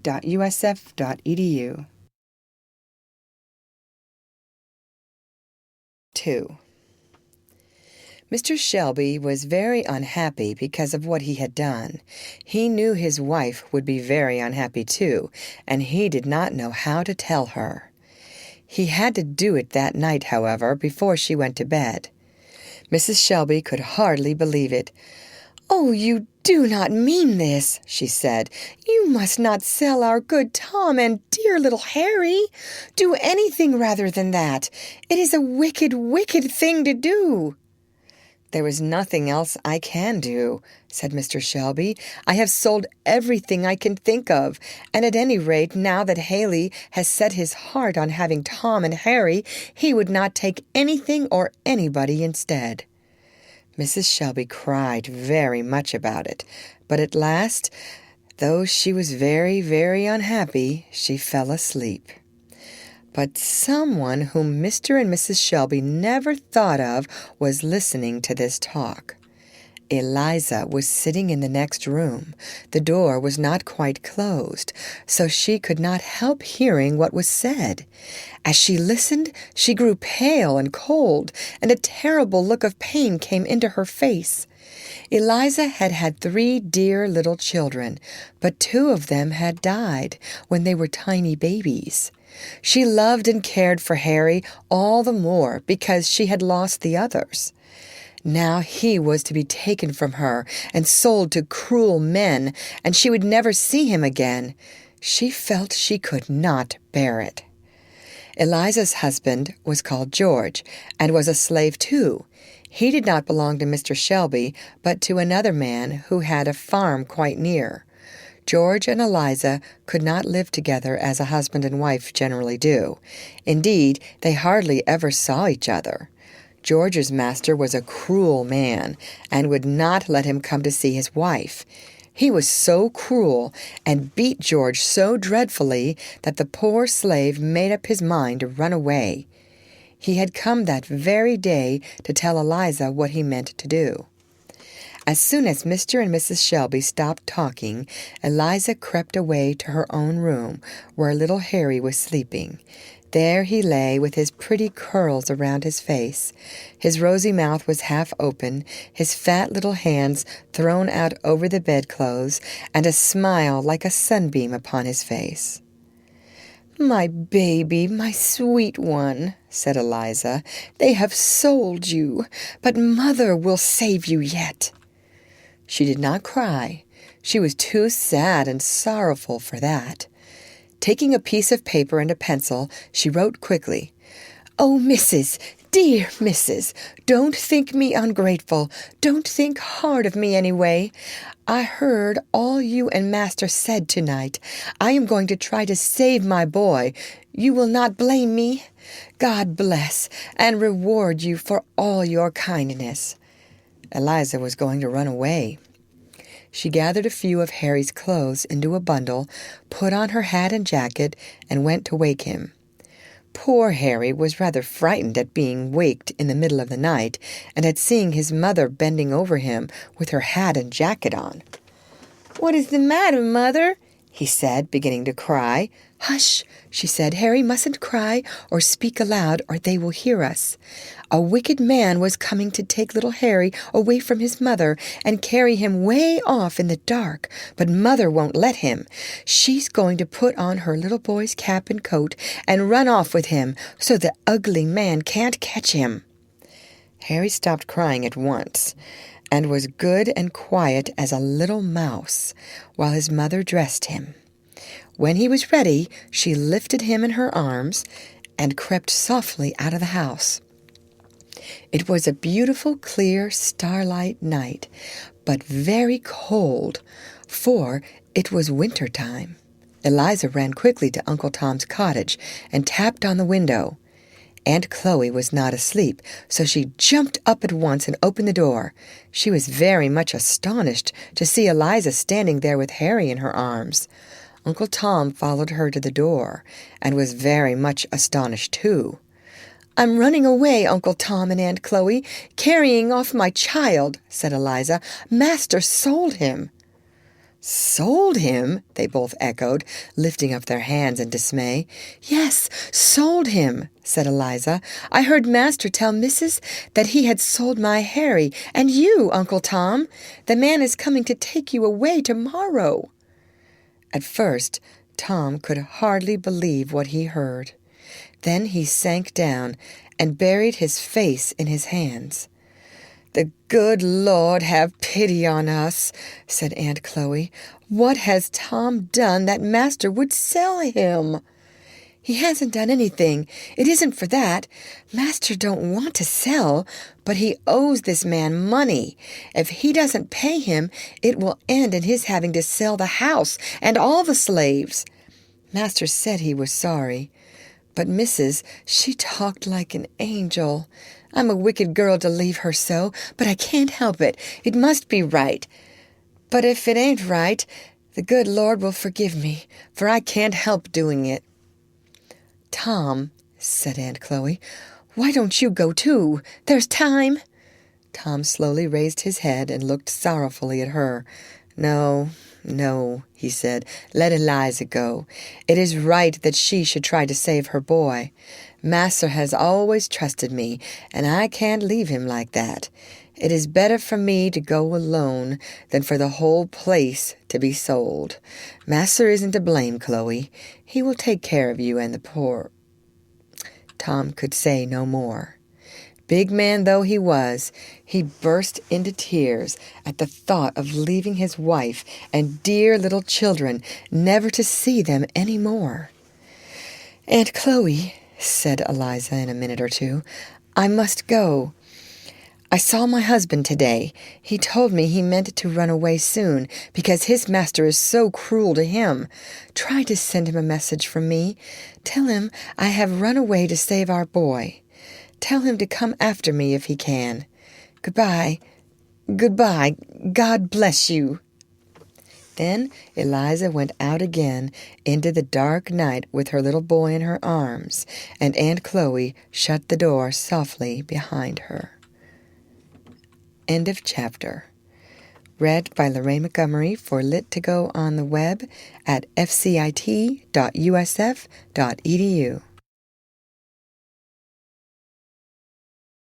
Chapter 20. The letter which Miss Ophelia wrote to Mrs. Shelby, telling her that Tom was to be sold again, was delayed a long time in the post. When at last it did arrive, Mr. Shelby was very ill, and though Mrs. Shelby felt dreadfully sorry about Uncle Tom, she could do nothing, as her husband was so ill. Soon Mr. Shelby died. Mrs. Shelby was very sad, but in her sorrow she did not forget her promise to Aunt Chloe and Uncle Tom. As soon as she could, she sold some land, and George Shelby, taking the money with him, went off to try to find Uncle Tom and buy him back again. But by the time George Shelby came to the place where Mr. St. Clair used to live, Uncle Tom had been sold to Legree, and no one knew where he had gone to. At last, after searching about for months, George Shelby found out where Uncle Tom was and followed him. 2 days after Legree had been so cruel, George Shelby drove up the avenue and stopped at the door of the odd house. "I hear," he said to Legree, "that you bought a slave named Tom. He used to belong to my father. I have come to buy him back again." Legree's face grew black with anger. "Yes, I did buy such a fellow," he growled in rage. "And a bad bargain it was, too. The most rebellious, saucy, impudent dog. Set up my niggers to run away. He owned to it, and when I bid him tell me where they were, he said he knew, but he wouldn't tell. He stuck to it, too, though I gave him the very worst beating I ever gave a nigger yet. I believe he is trying to die. I shouldn't wonder if he did." "Where is he?" said George. "Let me see him." His cheeks were crimson, and his eye flashed fire at the thought that Legree had dared to treat dear Uncle Tom so badly. "He's in that shed," said a little fellow who was holding George Shelby's horse. George, without saying another word, hurried to the place to which the little boy pointed. As he entered the shed, his head felt giddy and his heart sick. Uncle Tom lay on a heap of straw on the floor, still and quiet. "Oh, dear Uncle Tom," cried George as he knelt beside him. "Dear Uncle Tom, do wake, do speak once more. Here's Master George, your own little Master George. Don't you know me?" "Master George," said Tom, opening his eyes and speaking in a feeble voice. "Master George, it is. It's all I wanted. They haven't forgot me. It warms my soul. It does my old heart good. Now I shall die content." "You shan't die. You mustn't die, nor think of it. I've come to buy you and take you home," said George, and the tears came into his eyes as he bent over poor Uncle Tom. "Oh, Massa George, you're too late. The Lord has bought me and is going to take me home." "Oh, don't. It breaks my heart to think of what you've suffered, lying in this old shed, too." "You mustn't now tell Chloe, poor soul, how ye found me," said Tom, taking George by the hand. "It would seem so dreadful to her. Only tell her ye found me going into glory, and that I couldn't stay for no one. And oh, the poor chillun and the baby. My old heart's been most broke for them. Tell them to follow me.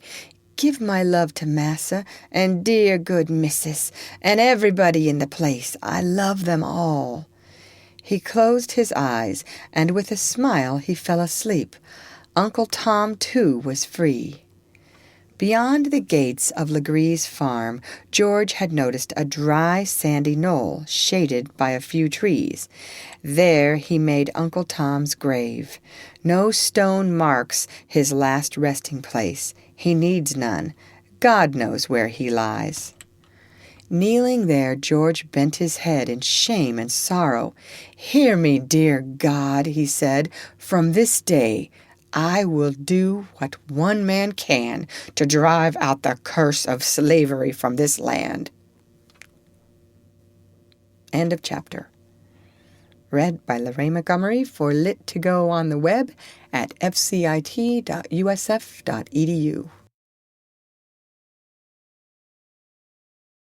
Chapter 21. George Shelby wrote a little note to his mother telling her that he was coming home. He tried to write about Uncle Tom, but he could not. Tears blinded him and sobs choked him. On the day he was expected, everyone was in a state of bustle and excitement.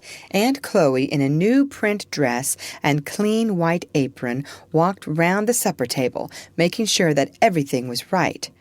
Her black face shone with joy at the thought of seeing Uncle Tom again. "I'm thinking my old man won't know the boys and the baby," she said. Mrs. Shelby sighed. Ever since the letter had come from George, she had had a very sad heart. She felt sure something must be wrong. "He won't know the baby, my old man won't," said Chloe again. "Why, it's 5 years since they took him." Just then the sound of wheels was heard. "It's Massa George!" cried Aunt Chloe, running to the window in great excitement. Mrs. Shelby ran to the door. As George met her, he put his arms around her and kissed her tenderly. Aunt Chloe stood behind anxiously, looking out into the darkness.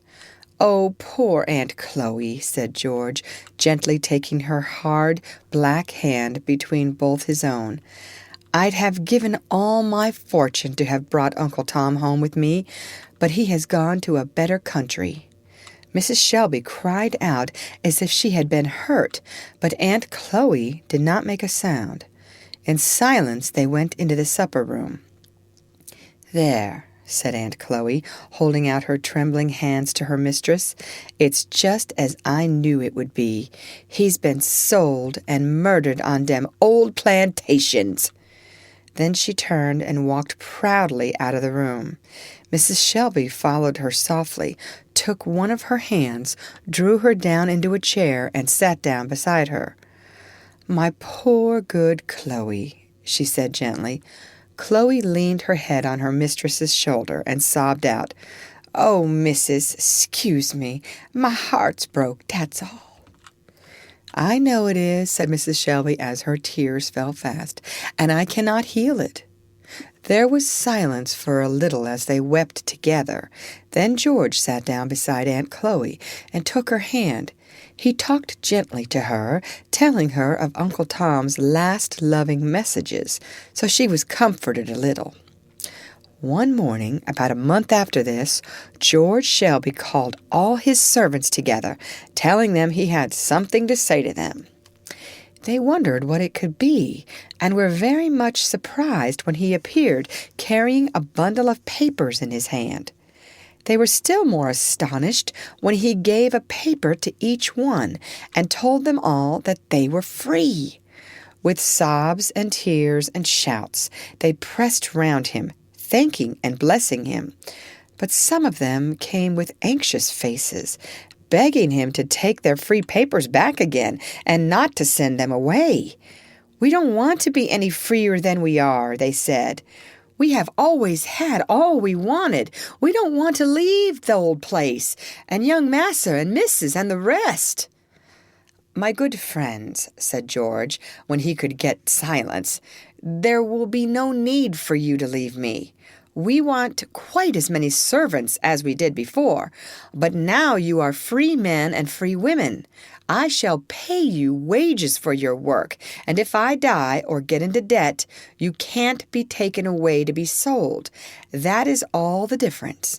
I want you all to stay with me, for I want to teach you how to live as free men and women ought. One thing more," added George, when the cheering and rejoicing had died away a little. "You all remember our good old Uncle Tom? You have heard how he died and how he sent his love to you all. It was on his grave, my friends, that I made up my mind with God's help never to own another slave, if it were possible to free him. I resolved that nobody, through my fault, should ever run the risk of being parted from his dear ones, and of dying far from them as he died. So, when you rejoice in your freedom, remember that you owe it to dear old Uncle Tom, and pay it back in kindness to his wife and children. Think of your freedom every time you see Uncle Tom's cabin, and let it help you to try to live as he did, and be as honest and faithful and Christian as he was." The end. Read by Lorraine Montgomery for Lit to Go on the web at fcit.usf.edu.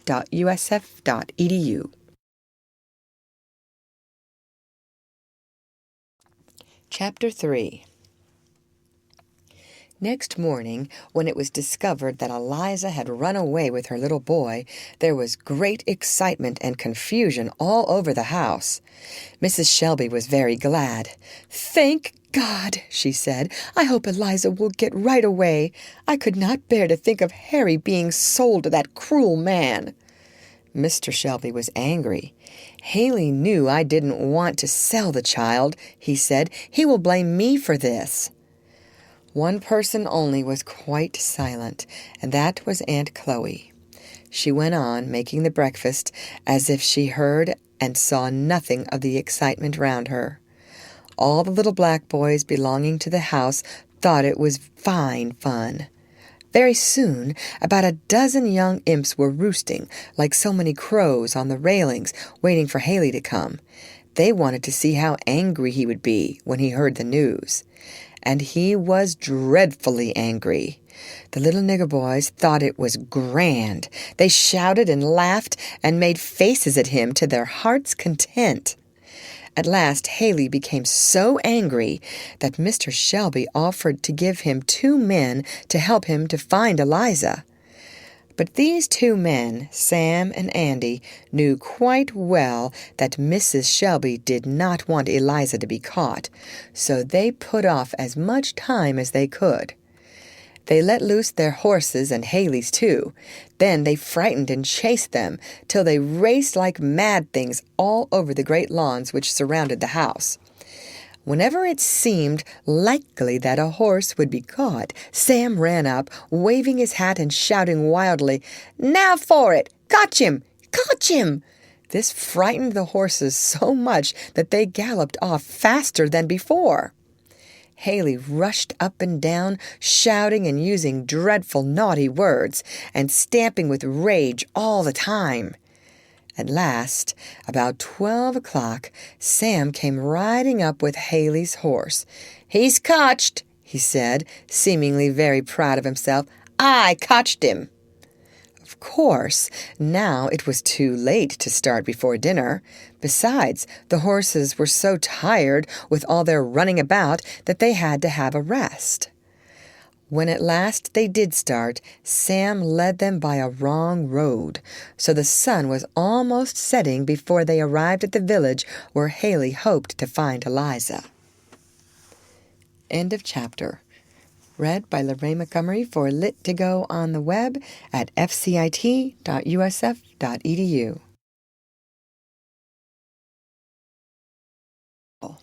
Chapter 4. When Eliza left Uncle Tom's cabin, she felt very sad and lonely. She knew she was leaving all the friends she had ever had behind her. At first, Harry was frightened.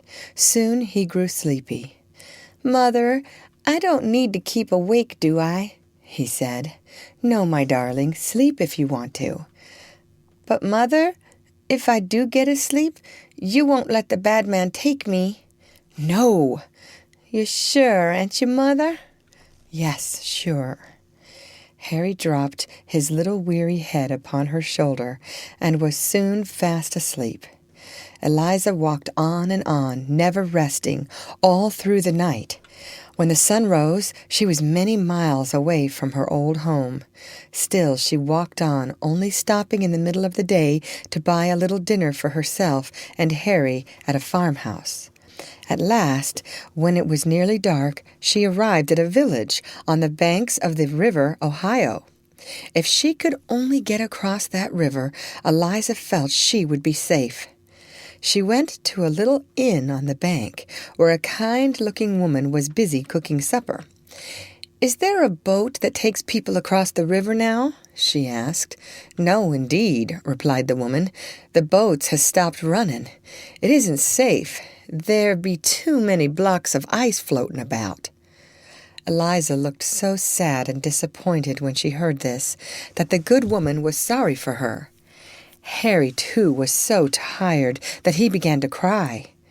"Here, take him into this room," said the woman, opening the door into a small bedroom. Eliza laid her tired little boy upon the bed, and he soon fell fast asleep. But for her there was no rest. She stood at the window, watching the river with its great floating blocks of ice, wondering how she could cross it. As she stood there, she heard a shout. Looking up, she saw Sam. She drew back just in time, for Haley and Andy were riding only a yard or 2 behind him. It was a dreadful moment for Eliza. Her room opened by a side door to the river. She seized her child and sprang down the steps towards it. Haley caught sight of her as she disappeared down the bank. Throwing himself from his horse and calling loudly to Sam and Andy, he was after her in a moment. In that terrible moment, her feet scarcely seemed to touch the ground. The next, she was at the water's edge.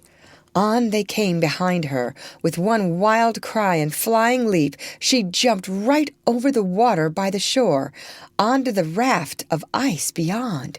It was a desperate leap.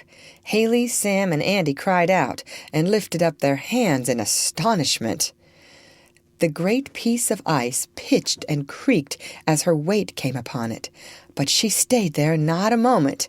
With wild cries, she leaped to another, and still another, stumbling, leaping, slipping, springing up again.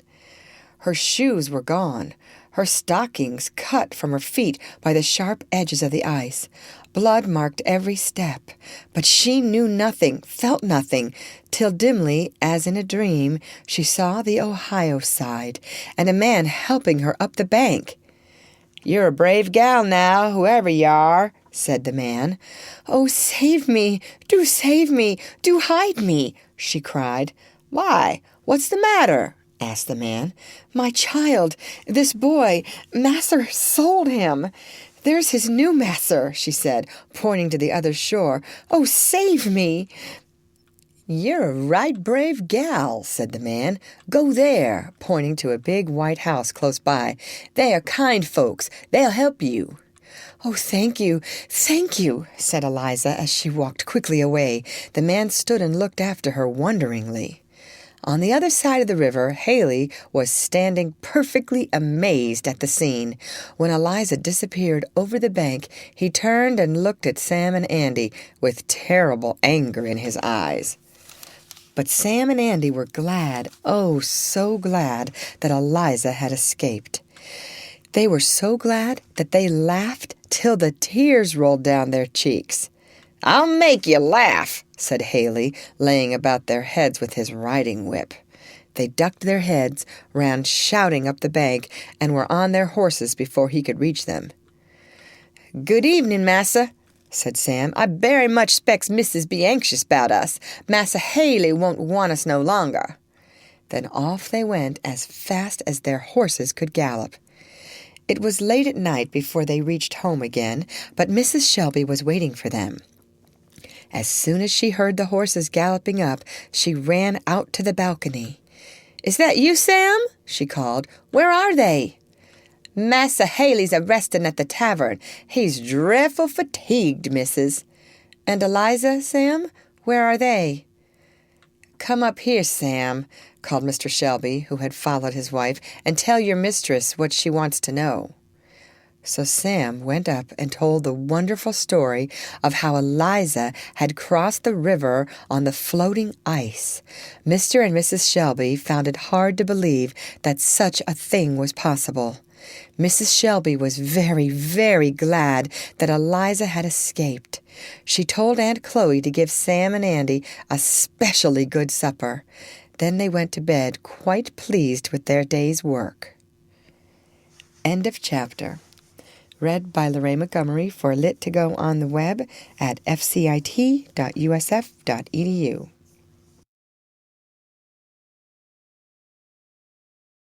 Chapter 5.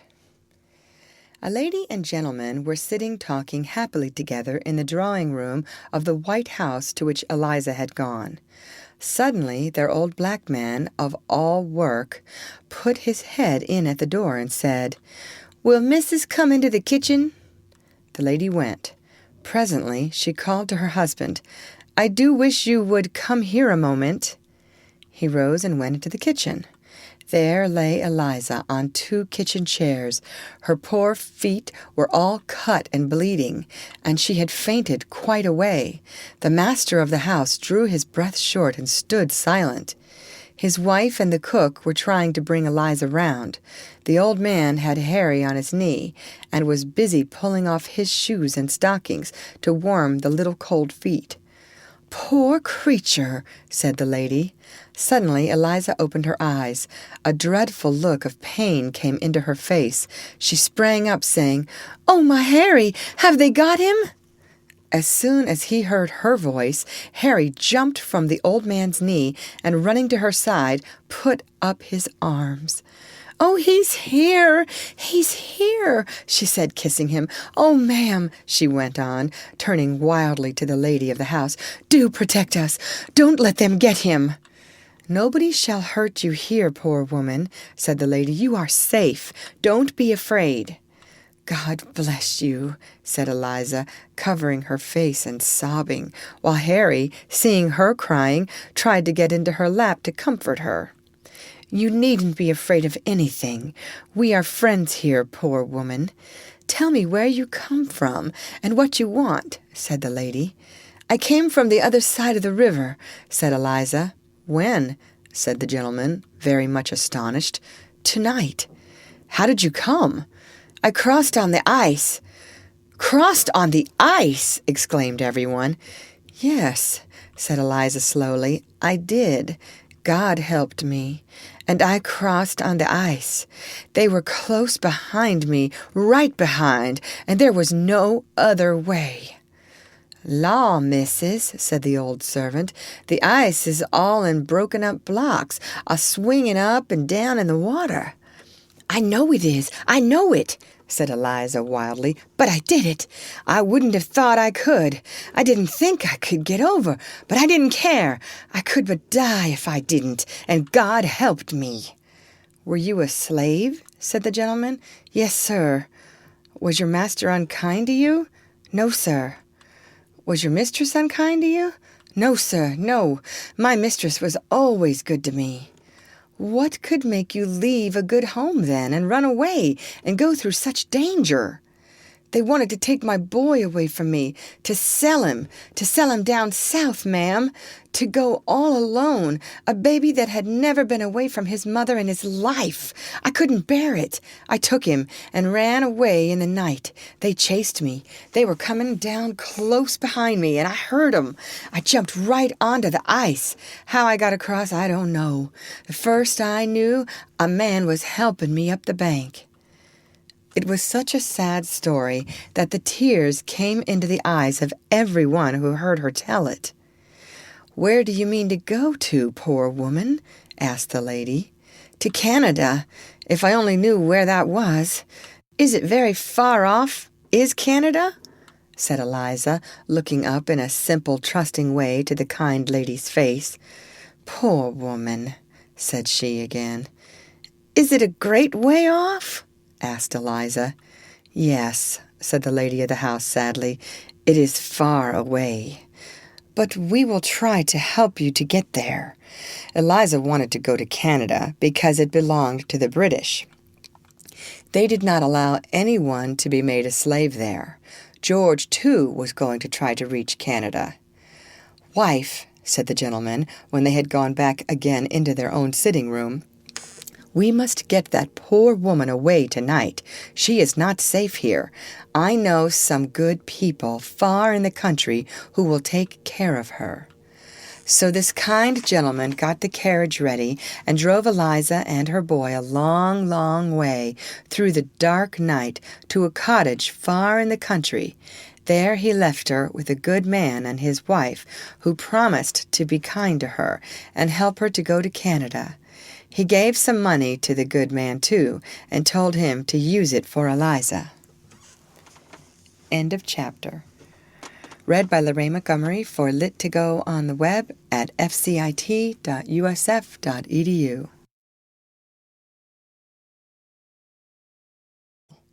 Chapter 6.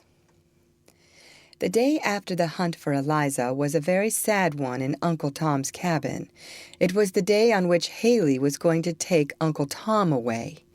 Aunt Chloe had been up very early. She had washed and ironed all Tom's clothes and packed his trunk neatly. Now she was cooking the breakfast, the last breakfast she would ever cook for her dear husband. Her eyes were quite red and swollen with crying, and the tears kept running down her cheeks all the time. "It's the last time," said Tom sadly. Aunt Chloe could not answer. She sat down, buried her face in her hands, and sobbed aloud. "Suppose we must be resigned, but oh Lord, how can I? If I knew anything where you was going, or how they'd treat you, Mrs. says she'll try and buy you back again in a year or two, but Lord, nobody never comes back that goes down there. There'll be the same God there, Chloe, that there's here. Well, said Aunt Chloe, suppose there will. But the Lord lets dreadful things happen sometimes. I don't seem to get no comfort that way. Let's think on our mercies, said Tom, in a shaking voice. Mercies, said Aunt Chloe. Don't see any mercies in it. It isn't right. It isn't right. It should be so. Massa never ought to have left it so that he could be took for his debts. Maybe he can't help himself now, but I feel it's wrong. Nothing can beat that out of me. Such a faithful critter as you've been, reckoning on him more than your own wife and children. Chloe, now if ye love me, you won't talk so, when it is perhaps just the last time we'll ever have together, said Tom. Well, anyway, there's wrong about it somewhere, said Aunt Chloe. I can't just make out where 'tis, but there is wrong somewhere, I'm sure of that. Neither Tom nor Chloe could eat any breakfast. Their hearts were too full of sorrow. But the little children, who hardly understood what was happening, enjoyed theirs. It was not often that they had such a fine one as Chloe had cooked for Tom's last morning at home. Breakfast was just finished when Mrs. Shelby came. Chloe was not very pleased to see her. She was angry and blamed her for letting Tom be sold. But Mrs. Shelby did not seem to see Aunt Chloe's angry looks. Tom, she said, turning to him, I come to... She could say no more. She was crying so bitterly. Then all Aunt Chloe's anger faded away. Lord, now, Missus, don't, she said. She too burst out crying again, and for a few minutes they all sobbed together. Tom, said Mrs. Shelby at last, I can't do anything for you now, but I promise you, most solemnly, to save as much money as I can.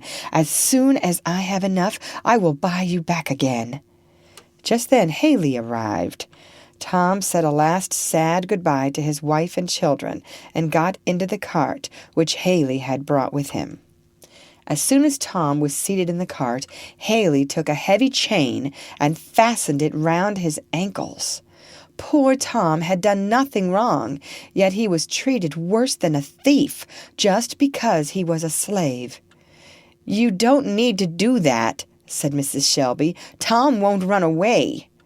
Don't know so much about that, ma'am. I've lost one already. I can't afford to run any more risks, replied Haley. Please give my love to Master George, said Tom, looking round sadly. Tell him how sorry I am he is not at home to say goodbye. Master George was Mr. and Mrs. Shelby's son. He was very fond of Tom and was teaching him to write. He often used to come and have tea in Uncle Tom's little cottage. Aunt Chloe used to make her very nicest cakes when Master George came to tea. But he was not at home now, and did not know that Tom had been sold. Haley whipped up the horse, and with a last sad look at the old place, Tom was whirled away. End of chapter. Read by Lorraine Montgomery for Lit to Go on the web at fcit.usf.edu.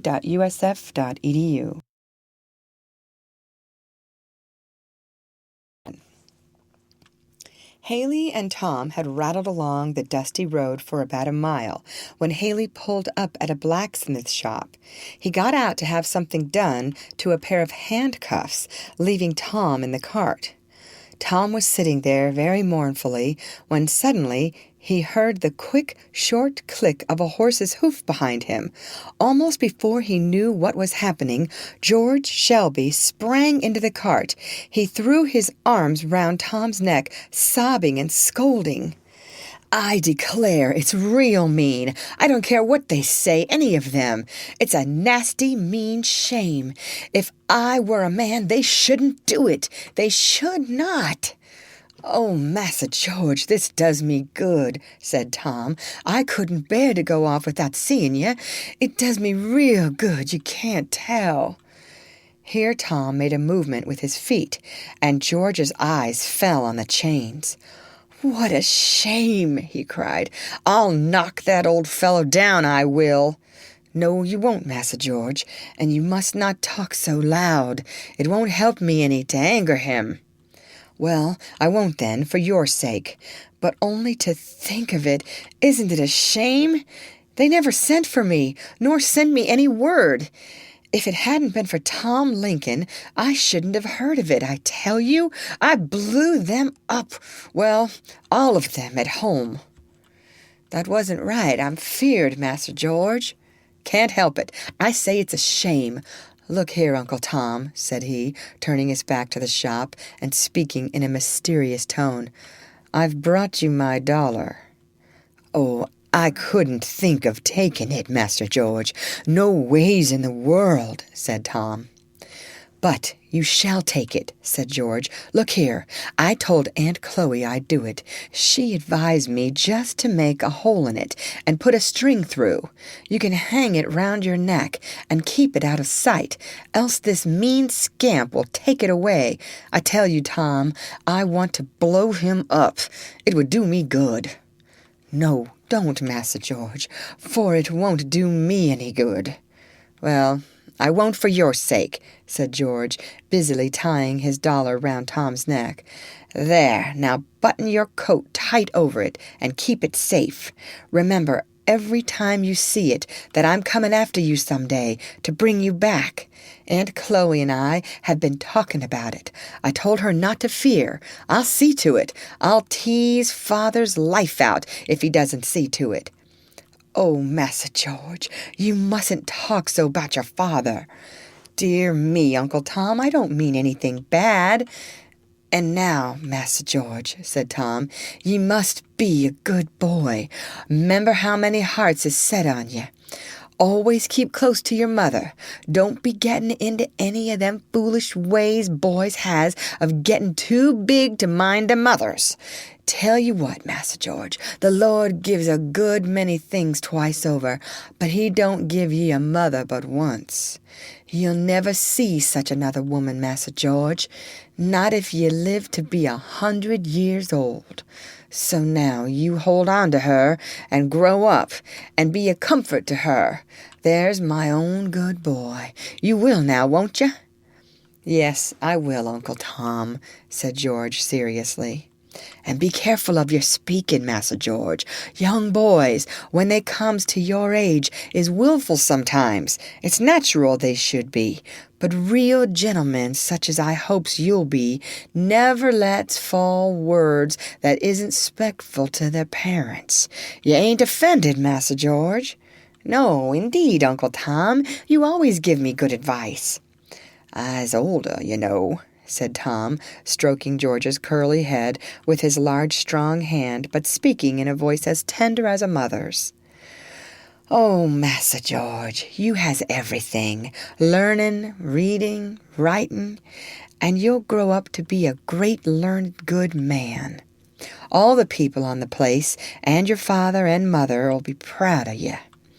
Be a good masser like your father, and be a Christian like your mother, Massa George." "I'll be real good, Uncle Tom, I tell you," said George. "And don't you be discouraged. I'll have you back yet. As I told Aunt Chloe this morning, I'll build your house over again. You shall have a room for a parlor with a carpet on it when I'm a man. Oh, you'll have good times yet." Haley now came to the shop door with the handcuffs in his hand. "Look here now, mister," said George, looking at him very grandly. "I shall let Father and Mother know how you treat Uncle Tom." "You're welcome," replied he. "I should think you'd be ashamed to spend all your life buying men and women and chaining them like cattle. I should think you'd feel mean," said George. "So long as you grand folks wants to buy men and women, I'm as good as they," said Haley. "It isn't any meaner to sell them than to buy them." "I'll never do either when I'm a man," said George. "I'm ashamed this day. Goodbye, Uncle Tom," he added. "Don't get downhearted." "Goodbye, Massa George," said Tom. "God Almighty bless you." Away George went, and Tom looked after him until the clatter of his horse's heels died away. It was the last sound or sight of his home. But over his heart there seemed to be a warm spot where George had placed that precious dollar. Tom put up his hand and held it close to his heart.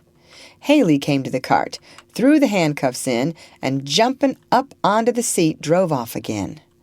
All day long they drove over the rough country roads.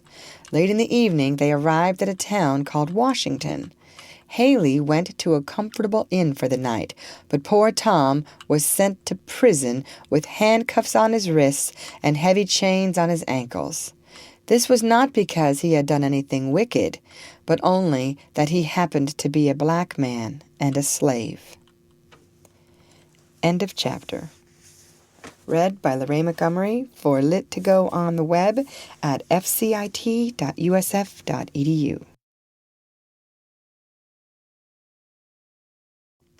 Chapter 8.